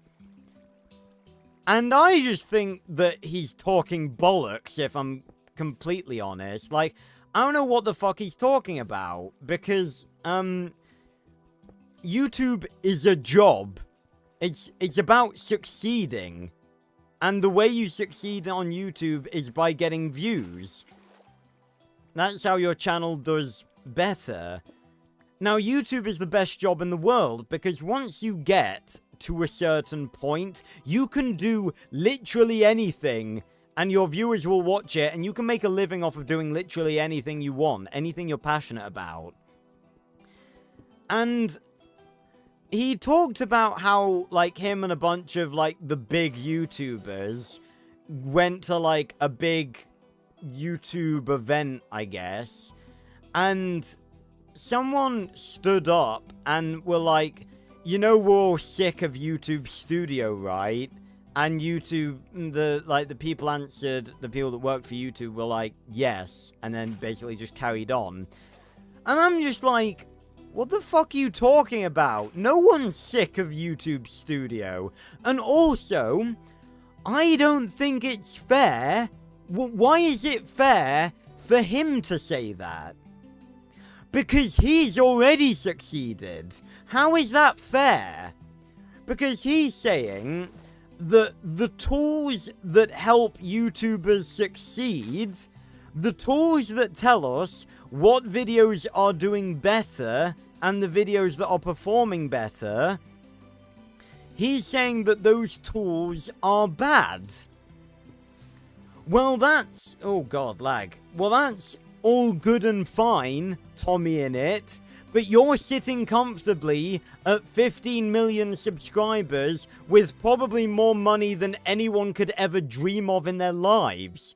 Some of us didn't go viral in, like, a summer. Some of us have to work. And I'm not saying that he doesn't work, because he's a hard-working guy. You know, he does, you know, he's always worked hard on making his content. But it's like, he's succeeded. So why does it matter to him? Like, I don't see that as being fair. And the thing is, because he said that, he's someone that matters. So that makes me afraid that YouTube will start listening to him. And I get the whole thing about YouTube not necessarily listening to its community a lot of the time, but this is the one thing that they do well, and people like TommyInnit are trying to get them to be less... what?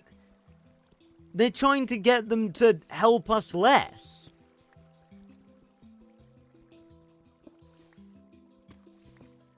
And I don't get what he's talking about. Yeah, exactly. Like, why is it? Because it's fair. It's like, oh yeah, it's fine for him to say that, but why does it matter to him? Why does it matter? He's made it. He is a YouTuber. He's broken records. He's one of the biggest YouTubers that has ever been on the platform. And he's grown faster than almost like any Minecraft YouTuber has ever. So why does it matter to him? It matters to us. It matters to me.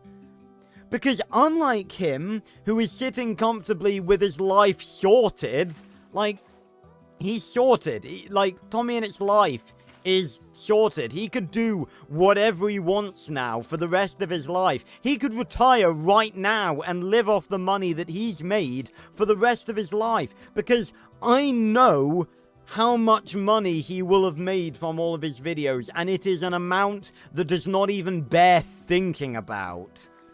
It is a sickening amount of money that man has made. And he's out here saying that YouTube should get rid of the things that help small creators like me succeed. What in genuine fuck are you talking about? And also, why is it that the big YouTubers are the ones who have... Why is it that the big YouTubers get like invited to big events like this? Why is it that they have a voice over what YouTube does next? Because they've already made it. It doesn't matter what happens to YouTube next. Fun me. It doesn't matter what happens to YouTube next because they're sorted. Like, it doesn't matter. It's like they don't speak for everyone. If I didn't have the tools that I have, like, I look at my analytics so much, and that's because that's what you're supposed to do. You're meant to see what's doing well, and you're meant to see what you can improve upon. And it's like, there's an element of, like, chasing the whole, like, YouTube's become a lot more, I think Tommy used the phrase, like, what was the phrase he used? A lot more,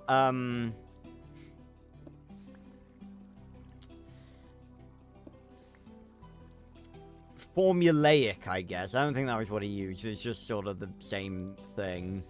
But, you know, you see a lot of the same, like, the big YouTubers, like, their videos all have very similar, like, styles of titles and stuff. But that is just the nature of what people are into nowadays.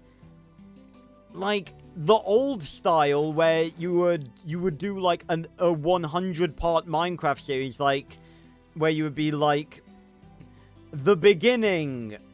in brackets, Minecraft Survival Series, Season 1, Episode 24. Like, that formula just doesn't work for YouTube anymore. And that has nothing to do with YouTube. That is just, like, how it has evolved. Like, how people have evolved and what people nowadays are interested in. And he's acting like that has ruined YouTube. It hasn't, because I, personally, I have a lot of fun trying to, like, master that. And you don't have to, like, you don't have to commit 100% to the Mr. Beast formula to do well. That's not, like, it's a bit of both. You can... you have to follow the formula at least a little bit. And that's another thing, because he was saying that, like, oh, you know, if you want to be a YouTuber, just do it your own way. Here's a newsflash for you, Tommy. If you do it just your way, you're not gonna succeed. Because if you do it just your way, then you're not gonna be making thumbnails and titles and videos in general that people nowadays are going to click on. I don't understand how someone like him can have such a frankly backwards view of what YouTube is. YouTube is a job. It's an amazing job because it's a job that allows you to be passionate. And again, it's the whole thing that, like, he's acting like YouTube is too business orientated and he's like, oh, it should be about the creativity. He's just like, even jobs that are built around creativity require business compromise. That's the nature of the real world. And I don't want to be an asshole, but I feel like some of this may come from the fact that Tommy's a bit too young to understand some of this stuff. I mean, in fairness, he's only, what, like 2 years younger than me? I think he's like 20 now. But, like, I've been doing YouTube for the better part of, almost 9 years now. And I've only sort of come to understand the formula for success in recent months. Forget years, like, I've been doing this for 9 years, and it's only in literally recent months that I have started to see, like, because there's a line. Obviously, I do a lot of really unique and obscure stuff. And, oh god. And obviously, you know, it's not popular stuff. But it's popular for some people because it's obscure. And there's a method of blending that with the sort of new style of, like, I guess, advertisement or marketing for your videos. Like, having them with a quick, snappy title and a sort of simple but a sort of simple, clear, in-your-face thumbnail. And I enjoy that. I enjoy mastering that.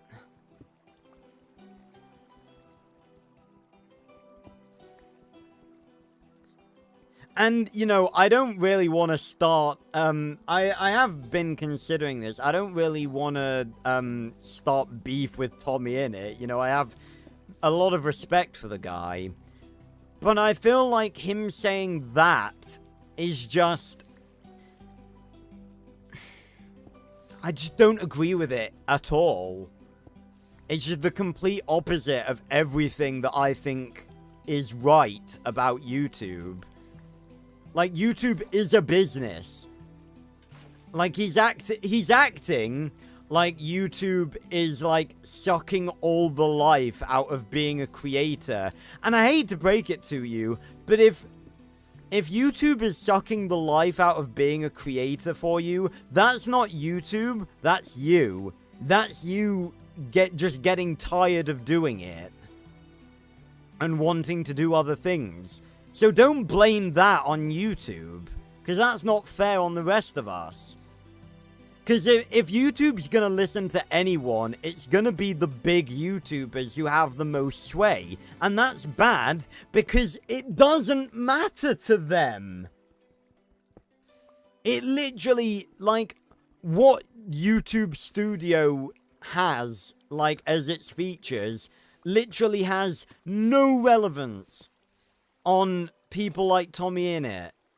Because they've already made it. And Tommy's starting to move away from being a YouTuber anyway. So, what's the point?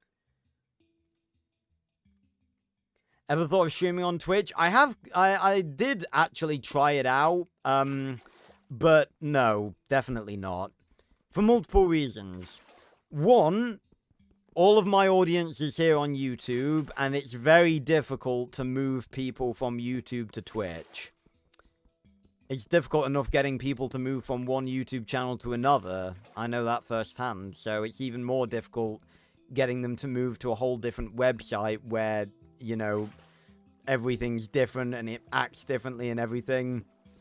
And 2, YouTube is a lot more streamer friendly because, basically, God, for those of you who don't know how streaming on YouTube works, you have your streaming software, which is 99% of the time OBS.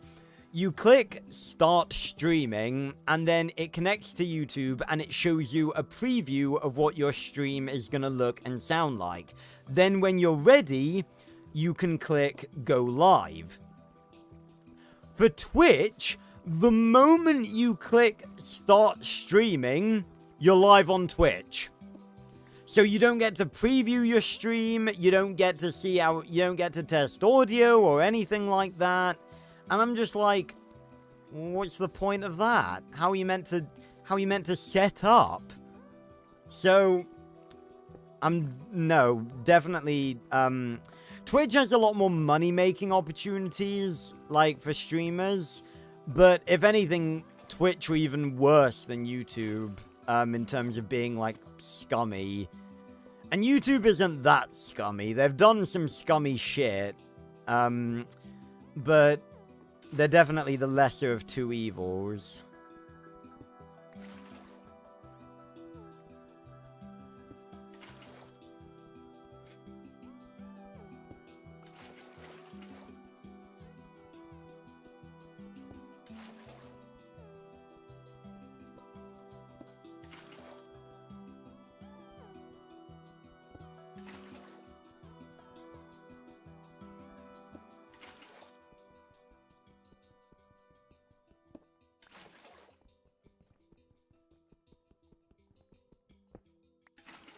Yeah, I apologize for that rant. I'm just quite pissed off about that because I don't like that. Like, and it's why it surprises me because Tommy in it has spoken a lot of facts. He's spit a lot of facts like recently. Well, not recently, but just over his time. Like, he's a smart guy. But that's the one thing that genuinely, that all the time I've watched him. That's the one thing, and I've watched him for a long time, that's the one thing that I've sort of seen from him and just gone, no. No, you're wrong. That's not true. And I don't like that he has such a wide, you know, obviously, because he has... Ooh. Nice. But I don't like that because he obviously has such a big following. That just means... Because a lot of people that subscribe to Tommy are quite young. And gullible and stupid and will drink in what their favorite YouTuber says regardless of whether it's true or not. And that is dangerous. That's why I always make the point to say, to encourage you guys to think for yourselves. And I encourage you, and I also, like, because I've had people come into my chat saying, like, oh, this thing is bad. And I'm like, okay, well, why do you think that? And then they give, like, a reason that is not very well thought out. And I'm just like, okay, well, that's not very well thought out because of this. And it's like, a lot of people just don't think shit through. And especially... like, young people obviously don't think shit through at all. They just see, oh, favorite YouTuber said something, they must automatically be right. Oh, thanks, Marathon. I appreciate it. And I mean, hopefully I won't be a small YouTuber forever, but, I will always encourage you guys to think critically, because that is very important, because I know that as a YouTuber, big or small, I have sway, and using that is dangerous. It's very dangerous. Like, it is dangerous, the amount of sway that some YouTubers have. Like, YouTubers that have millions of people that are subscribed to them and millions of people that watch them and worship them every single day. And having that power is very, very dangerous. And it can lead to a lot of dangerous things. And a lot of misinformation getting spread. Honestly, like, the thing is, I genuinely really wish I could just get in a room with Tommy in it and just talk to him about this shit. I tell you what, I might message Gozzy about this. Because I was thinking to myself, like, I wish I had, like, a friend. I wish I had, like, more YouTuber friends who I could talk to about this stuff. But I have Gozzy. Like, I'd consider him a friend. And he's, like, 100... What is he on? I want to say 100,000. I think he's on,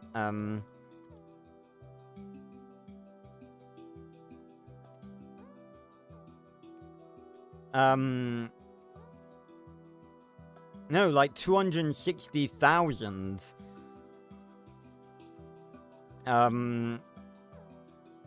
So it's like, you know, he's probably, you know, the only person I'm in contact with that I could realistically reach out to talk about this sort of stuff.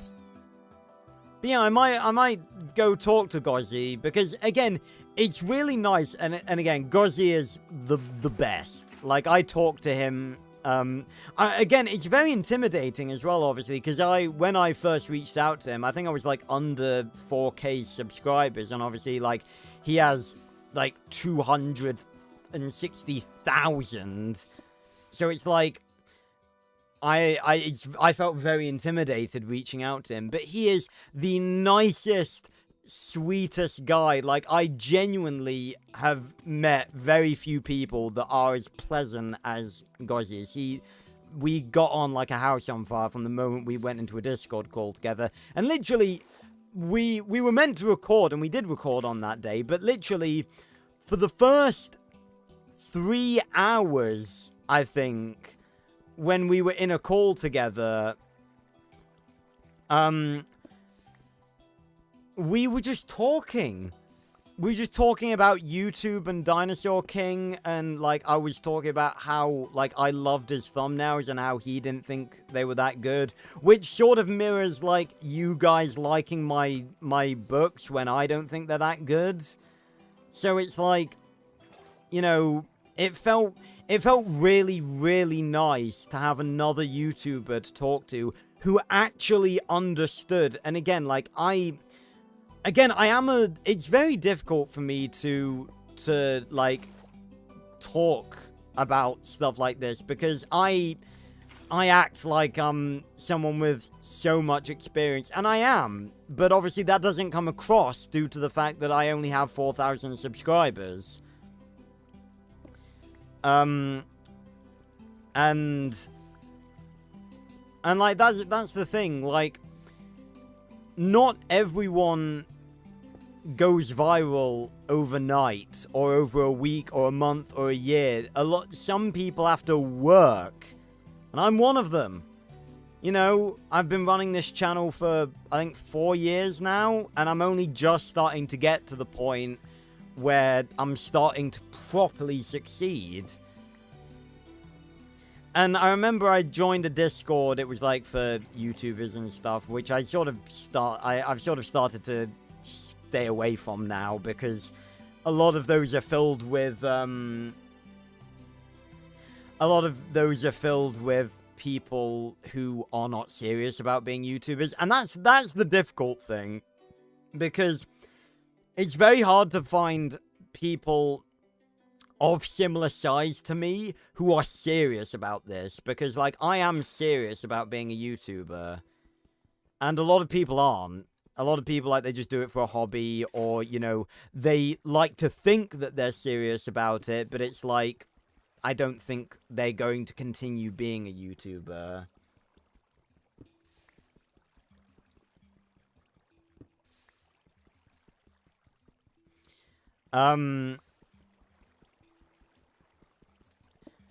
So yeah, it's very difficult to find people to talk to about stuff like this.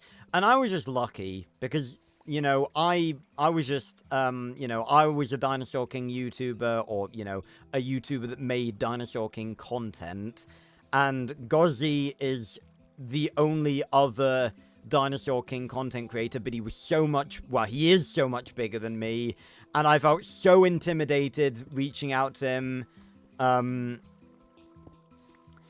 I can't even remember. No, I think he joined. I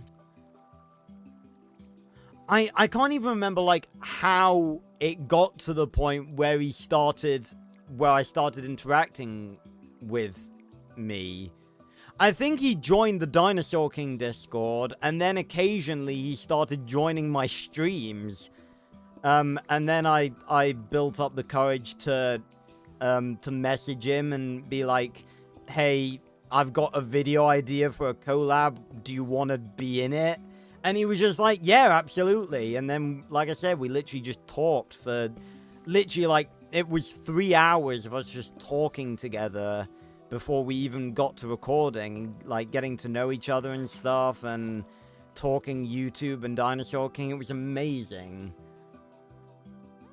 So yeah, I think I kind of want to talk to him about this, because he's obviously, he's really my only YouTuber friend.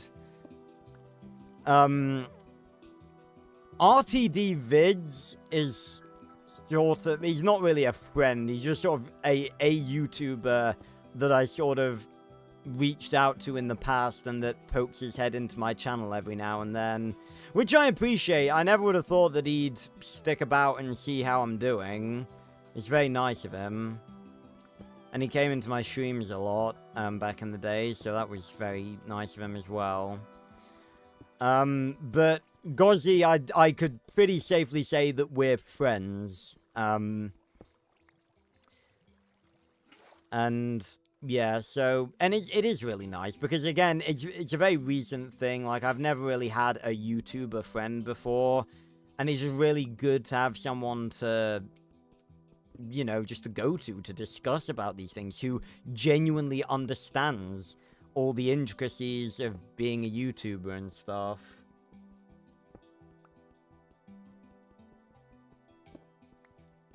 You're talking about Gozzy, Mouthon?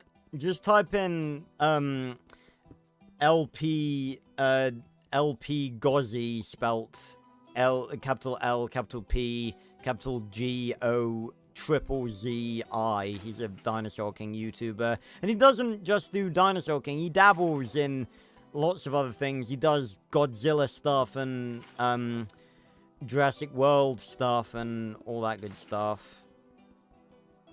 But yeah, he's an awesome dude. He really is. And he's making the Dinosaur King fan game, so, absolute legend. But yeah, I haven't edited the collab video I've done with him yet. It's another one on the list of, videos to make, obviously. Videos to, edit. I've already made it, obviously. I have the raw footage.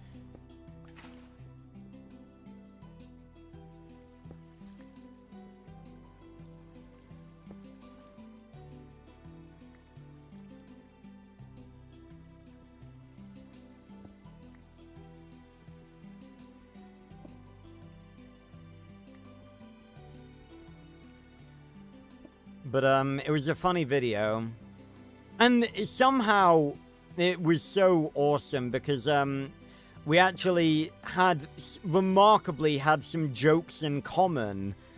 Because there's a joke that I've literally had. Oh, good call, Marathon. Thank you.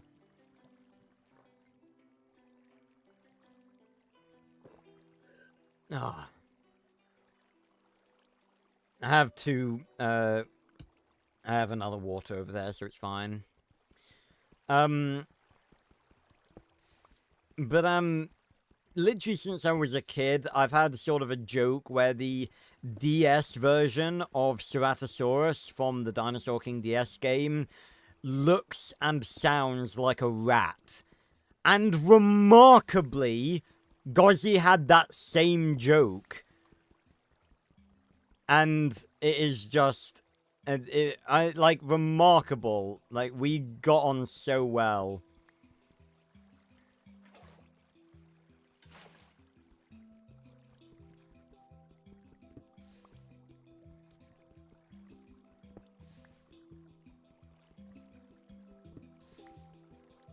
Again, most of the time these Minecraft streams are basically just a podcast with me playing Minecraft in the background.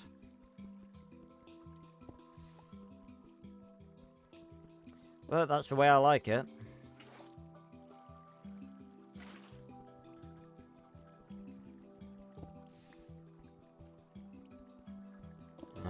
Oh god.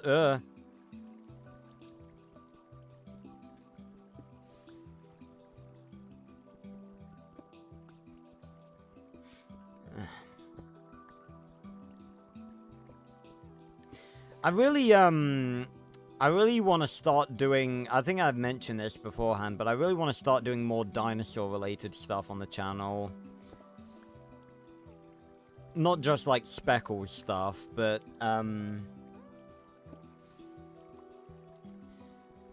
just general dinosaur-related, like, games and stuff. Well, not games. There's not a lot of dinosaur games out at the minute. Although there are a lot of really good ones on the way. I've watched a lot of trailers recently for a lot of really sick upcoming dinosaur games that are going to be coming at some point. There's The Lost Wilds. There's Instinction. I'm pretty sure Jurassic World Evolution 3 has pretty much been confirmed at this point. Oh, and there's Jurassic Park Survival, of course. There's also a game that I actually bought recently. It's a VR game. What's it called? I keep forgetting what it's called. I had to, like, do a really obscure search. On me. I had to do a really obscure search to try and find it. But it's in my library now, obviously. Time Transit VR. And apparently, it's like, okay, you should go watch the trailer first of all, because the trailer is the most hype thing. Well, it's really hype. You go watch the trailer. It's very, very, very, very, very hype. But basically what it seems to be is like a 6-hour single-player campaign where you literally you're just taken on a journey through prehistory, and you get to go see dinosaurs and stuff. And I've had my eye on it for a very long time, and I decided to buy it as of recent. So you guys will probably be seeing a video on that, or like I guess a mini series on that, at some point pretty soon. I'm really excited for that. Oh yeah, I think I played that on my iPod, back in the day. I mean, I think that might be the better version of it.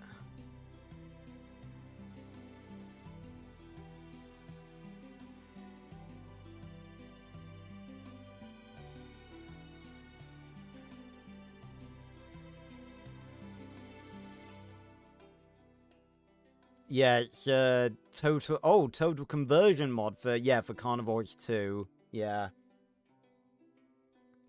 Yeah, it's, yeah, I think I did play, I played Carnivores on mobile, and I actually fully completed it. That's actually one of my, it's a really proud gaming achievement that I did as a kid. I hunted all of the different dinosaurs in that game, all the way up to T-Rex.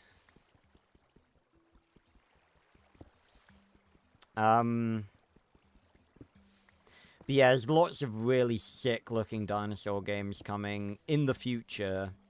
A lot of them are indie, so they're gonna take a while to come out, and like none of them have a release date yet. Well, most of them don't. Like the Outer Wilds. Let me actually go read the description. Let me look them up. I think they'll be on my wish list. Can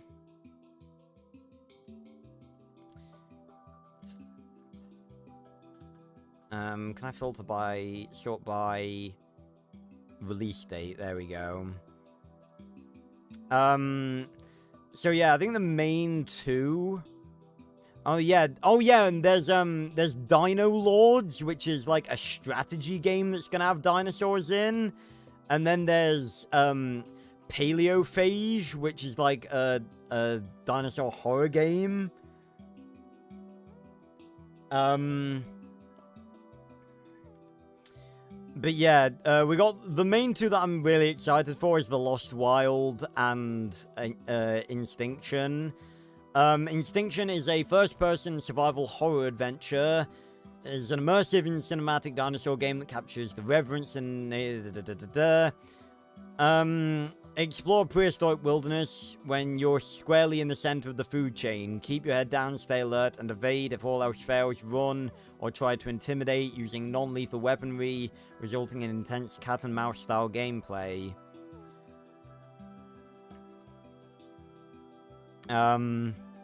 So it genuinely looks awesome. It's like, it looks like a bit like Alien Isolation, but with dinosaurs, basically. Like, you can hide from the bigger predators, and you can scare off the smaller ones using, like, fire and stuff. So yeah, really looking forward to that. And then, although I think I'm more excited for Instinction because, Lost Wilds, from what I've seen, doesn't seem to have that many dinosaurs. Instinction seems to have a lot. Like, literally in their gameplay reveal trailer, they have, like, a rapid slideshow of so many different dinosaurs. And it's, deep within a forgotten valley. Play through a fully realized, wide linear world with stunning architecture and a thriving prehistoric ecology with AI that interacts autonomously within the environment. Honestly, just the stuff they have, like, it like, showing off, it just looks fucking amazing. Like, I'm really waiting for stuff like this. Like, we're sort of entering into the day and age now where we're starting to get indie games that are like this. And it's so good. Oh yeah, there's also a horror game called Unknown Tapes, which is it's like a VHS dinosaur horror game. There is a demo, which I'm kind of... Well, I've just realized it's October. I should be doing this stuff. There's literally not a better time to do it. And I'm a pussy! That's the worst part! I'm a pussy when it comes to horror games. I hate horror games. Literally. I get scared by horror games so easily. I really don't like them. Well, it's not like... Well, yeah, I kind of don't like them. Okay, maybe I'll play the Unknown Tapes demo and upload it at some point soon. Yeah, honestly, just the bloody trailer for the demo looks like terrifying. Although the animations do look a bit stiff. That's the only thing I'm seeing. But again, it is a demo. Although it is planned to be released in Q1 2025, so it's not that far away. I know there's like a jump scare somewhere in the trailer. I'm just trying to find it. Why am I trying to find it? That's stupid. Ferocious? I'm not sure if I'm familiar with that one. Ooh, Ferocious. Ooh. Yeah, I don't think I've seen this one before. Immersive action-packed, old-school first-person shooter. Shipwrecked on a mysterious island that's overrun by hostile mercenaries and fearsome predators. Dinosaurs outlive both man and beast in a relentless battle for survival. From the gameplay trailer, this looks a lot less refined than the other ones I've seen, and just from the gameplay, it doesn't really look like something I'd be interested in. But it's good that there is, it's good obviously that there's even more stuff out there.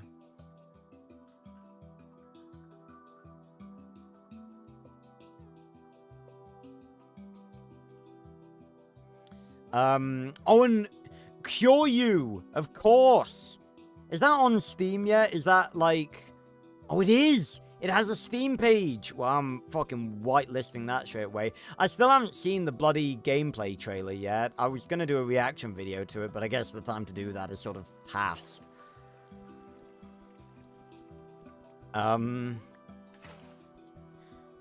But yeah, really looking forward to Kyoryu as well, because that's going to be a show and a game.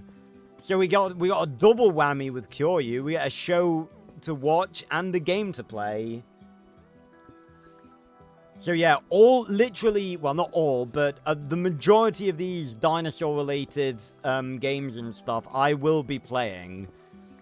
Probably for streams. Survival, I'll be streaming. Instinction, when that comes out, I'll be streaming. Lost Wilds, when that comes out, I'll be streaming.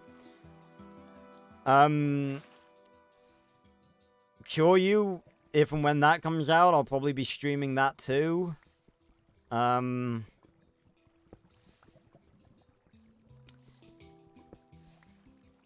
Maybe, I don't think I'll be streaming Dino Lords, because that seems more like a single video sort of game, or just a game that I would do videos on.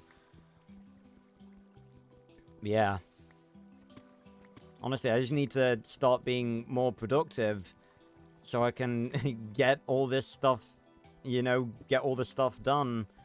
Again, October is sort of, like, it's already going very quickly. We're almost, like, halfway through October.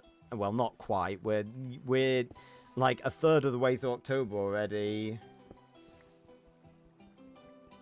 Yeah, Dino Lords, it's the strategy one. The only thing I'm a bit worried about, though, is the fact that in the trailer for Dino Lords, I only see the enemy having dinosaurs. I assume that we'll be able to have dinosaurs as well, but it's just a bit weird. Like... Why would you make a dinosaur game, like a dinosaur strategy game, and then in your gameplay trailer show only the enemy commanding dinosaurs? That just seems a bit weird. But I'm sure there will be dinosaurs for us to control. Like, you're not going to make a real-time strategy game that involves dinosaurs without us being able to control them. That'd be dumb.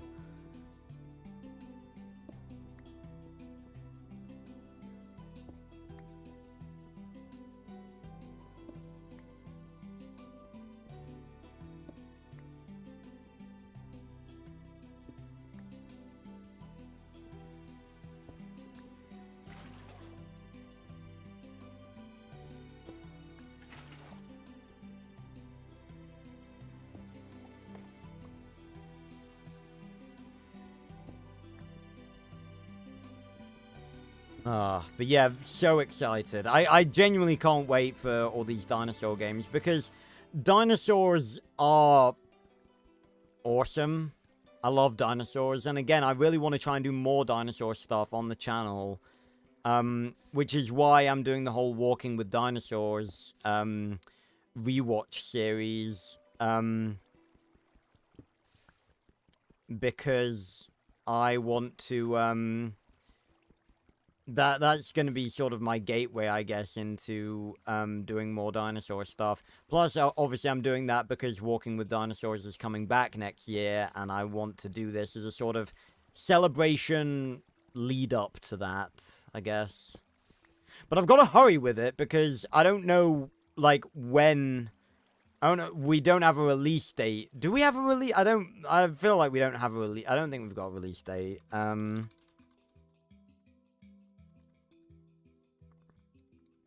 Do we have a release date?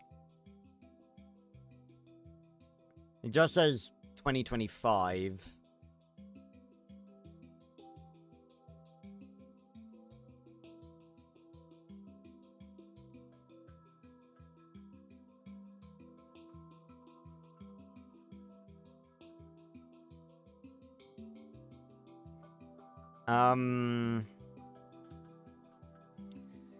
Yeah, on June 4th, it was announced that a reboot of the series would be produced by BBC,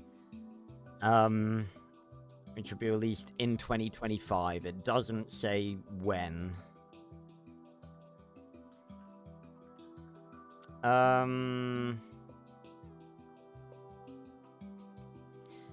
It says will land in 2025 and has already entered production. That was in June.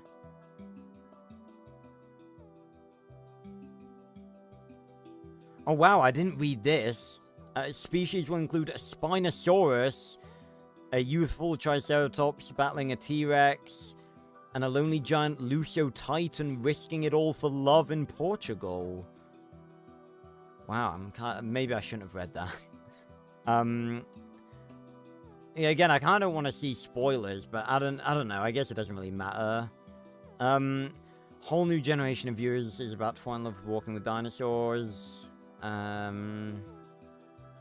Each episode is underpinned by the very latest science, but is also filled with drama.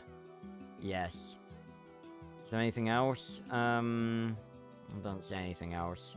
I wonder if they'll go with the whole 6-episode treatment again, or whether they'll do something different. I guess we'll have to see. But I'll probably be reacting to that when it comes out. That'd be cool. Come on, mate.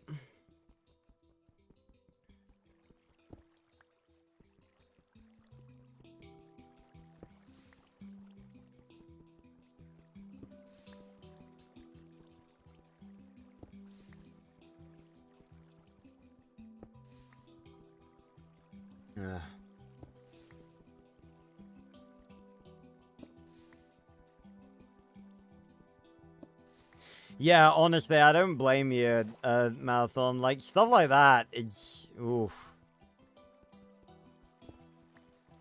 Honestly, the only thing scarier than dinosaurs in video games is dinosaurs in VR video games. Like, can you imagine that?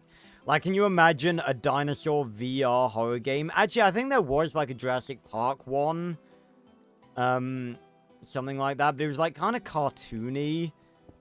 It was, like, Jurassic World Outbreak or something like that. I can't really remember. It had raptors in. But, like, a proper dinosaur VR horror game, like Lost Tapes in VR. That'd be fucking terrifying.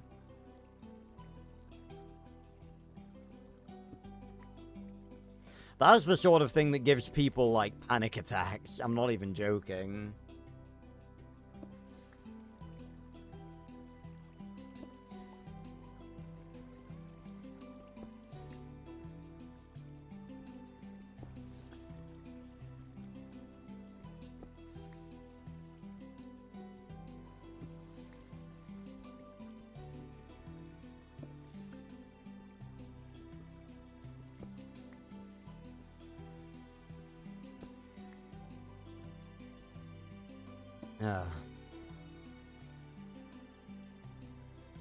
Keep going to make sure I haven't, like, dropped any.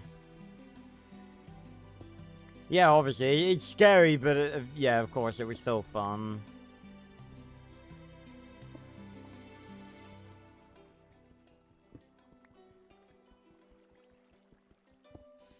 And again, this whole, like, doing more stuff with dinosaurs thing, I like it because it's like, I like, educating people on different types of dinosaurs. Again, I'm not very technologically, I'm not very paleontologically smart.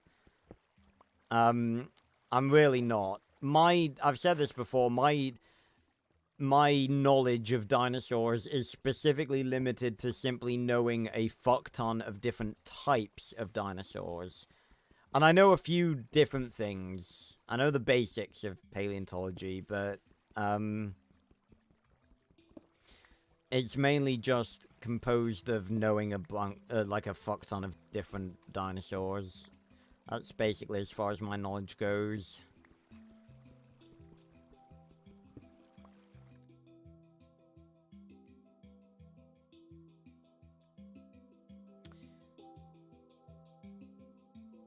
But, yeah. Obviously. What else are dads there for?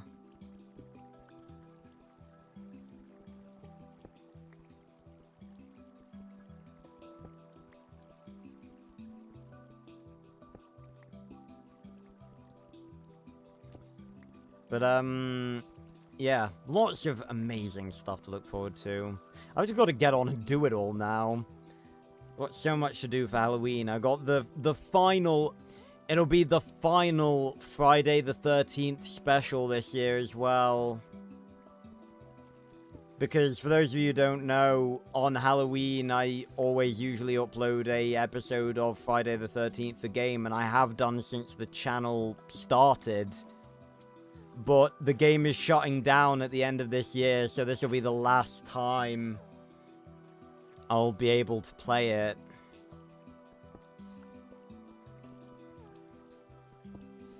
But it's not like there's not a great deal of, you know, I've done a lot on that game. So it's not like I didn't have a lot of fun playing it, like, every single year. I think this will be, I want to say my 5th, time playing it, I want to say.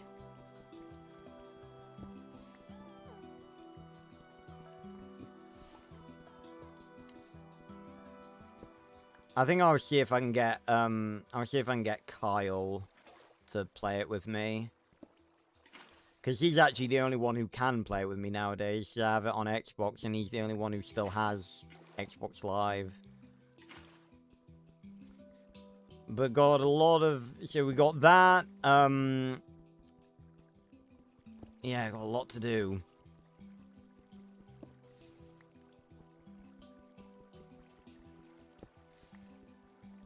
And I want to record some Little Nightmares as well.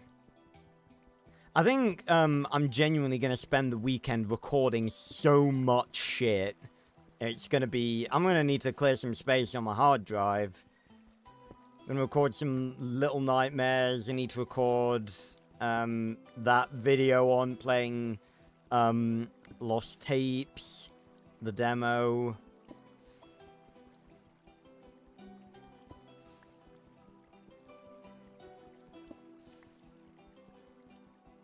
That is going to scare me shitless. I know it is. That is gonna, it's gonna be you guys are gonna get a lot of entertainment out of that video, I am certain of it.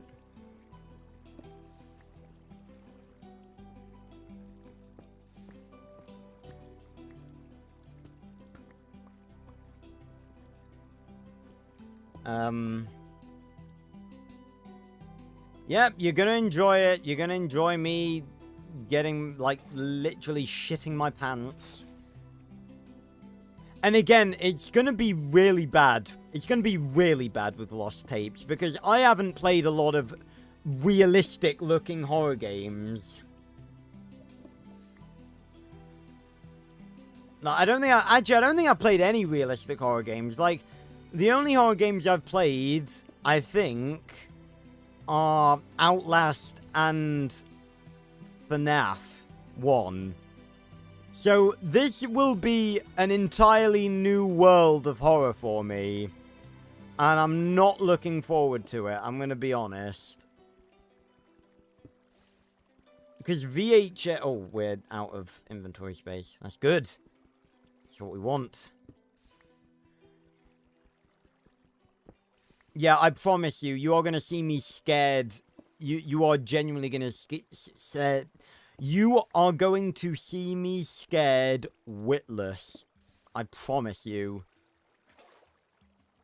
Because dinosaurs are scary, and there's not a lot of media that really paints dinosaurs as being scary. Apart from, like, Jurassic Park kind of does it, but not in a very intense, horror way. Like, Jurassic Park's a thriller, not a horror.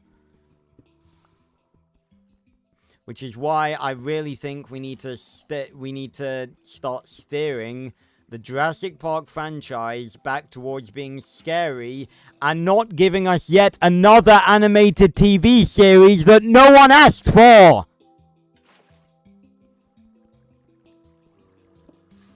Honestly, you could feel my eyebrow, you could feel my eyes rolling on the fucking Richter scale when I first saw the announcement for Jurassic World Chaos Effect. It's like, what? We've just had Camp Cretaceous, like, 6 series in, like, 3 years or whatever it was. Can we not have another animated series? Can you actually work on making the Jurassic series what it's supposed to be? Which is scary dinosaurs eating people? The main dinosaur of Dominion didn't even eat anyone. And the movie itself was a fucking disaster. Is an animated series what we really need right now? Like, seriously. But with this final piece of obsidian, I think that is where we are going to end it for today. That's a good screenshot. So yeah, thanks a lot for watching, everyone. I really hope you guys did enjoy. It was a nice, chill Minecraft stream, as per usual. Really enjoyed it. Really enjoyed talking to all you guys. Again, I love all of you. You're the best.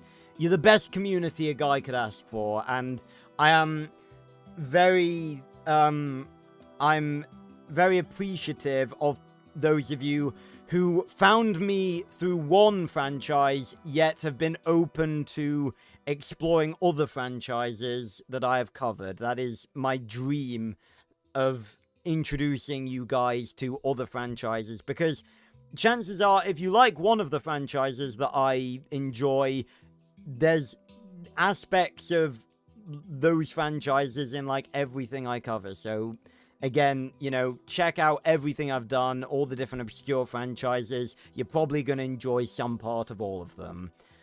But you're all amazing. I will be back tomorrow night, where we're going to be doing the Maudertoten Cold War Zombies Easter egg. Looking forward to that, because Maudertoten is a very fun map. With a lot of boss zombies, so it's going to be a struggle, but we're going to do it. We're going to do it. So, excuse me. Thanks a lot for watching, everyone.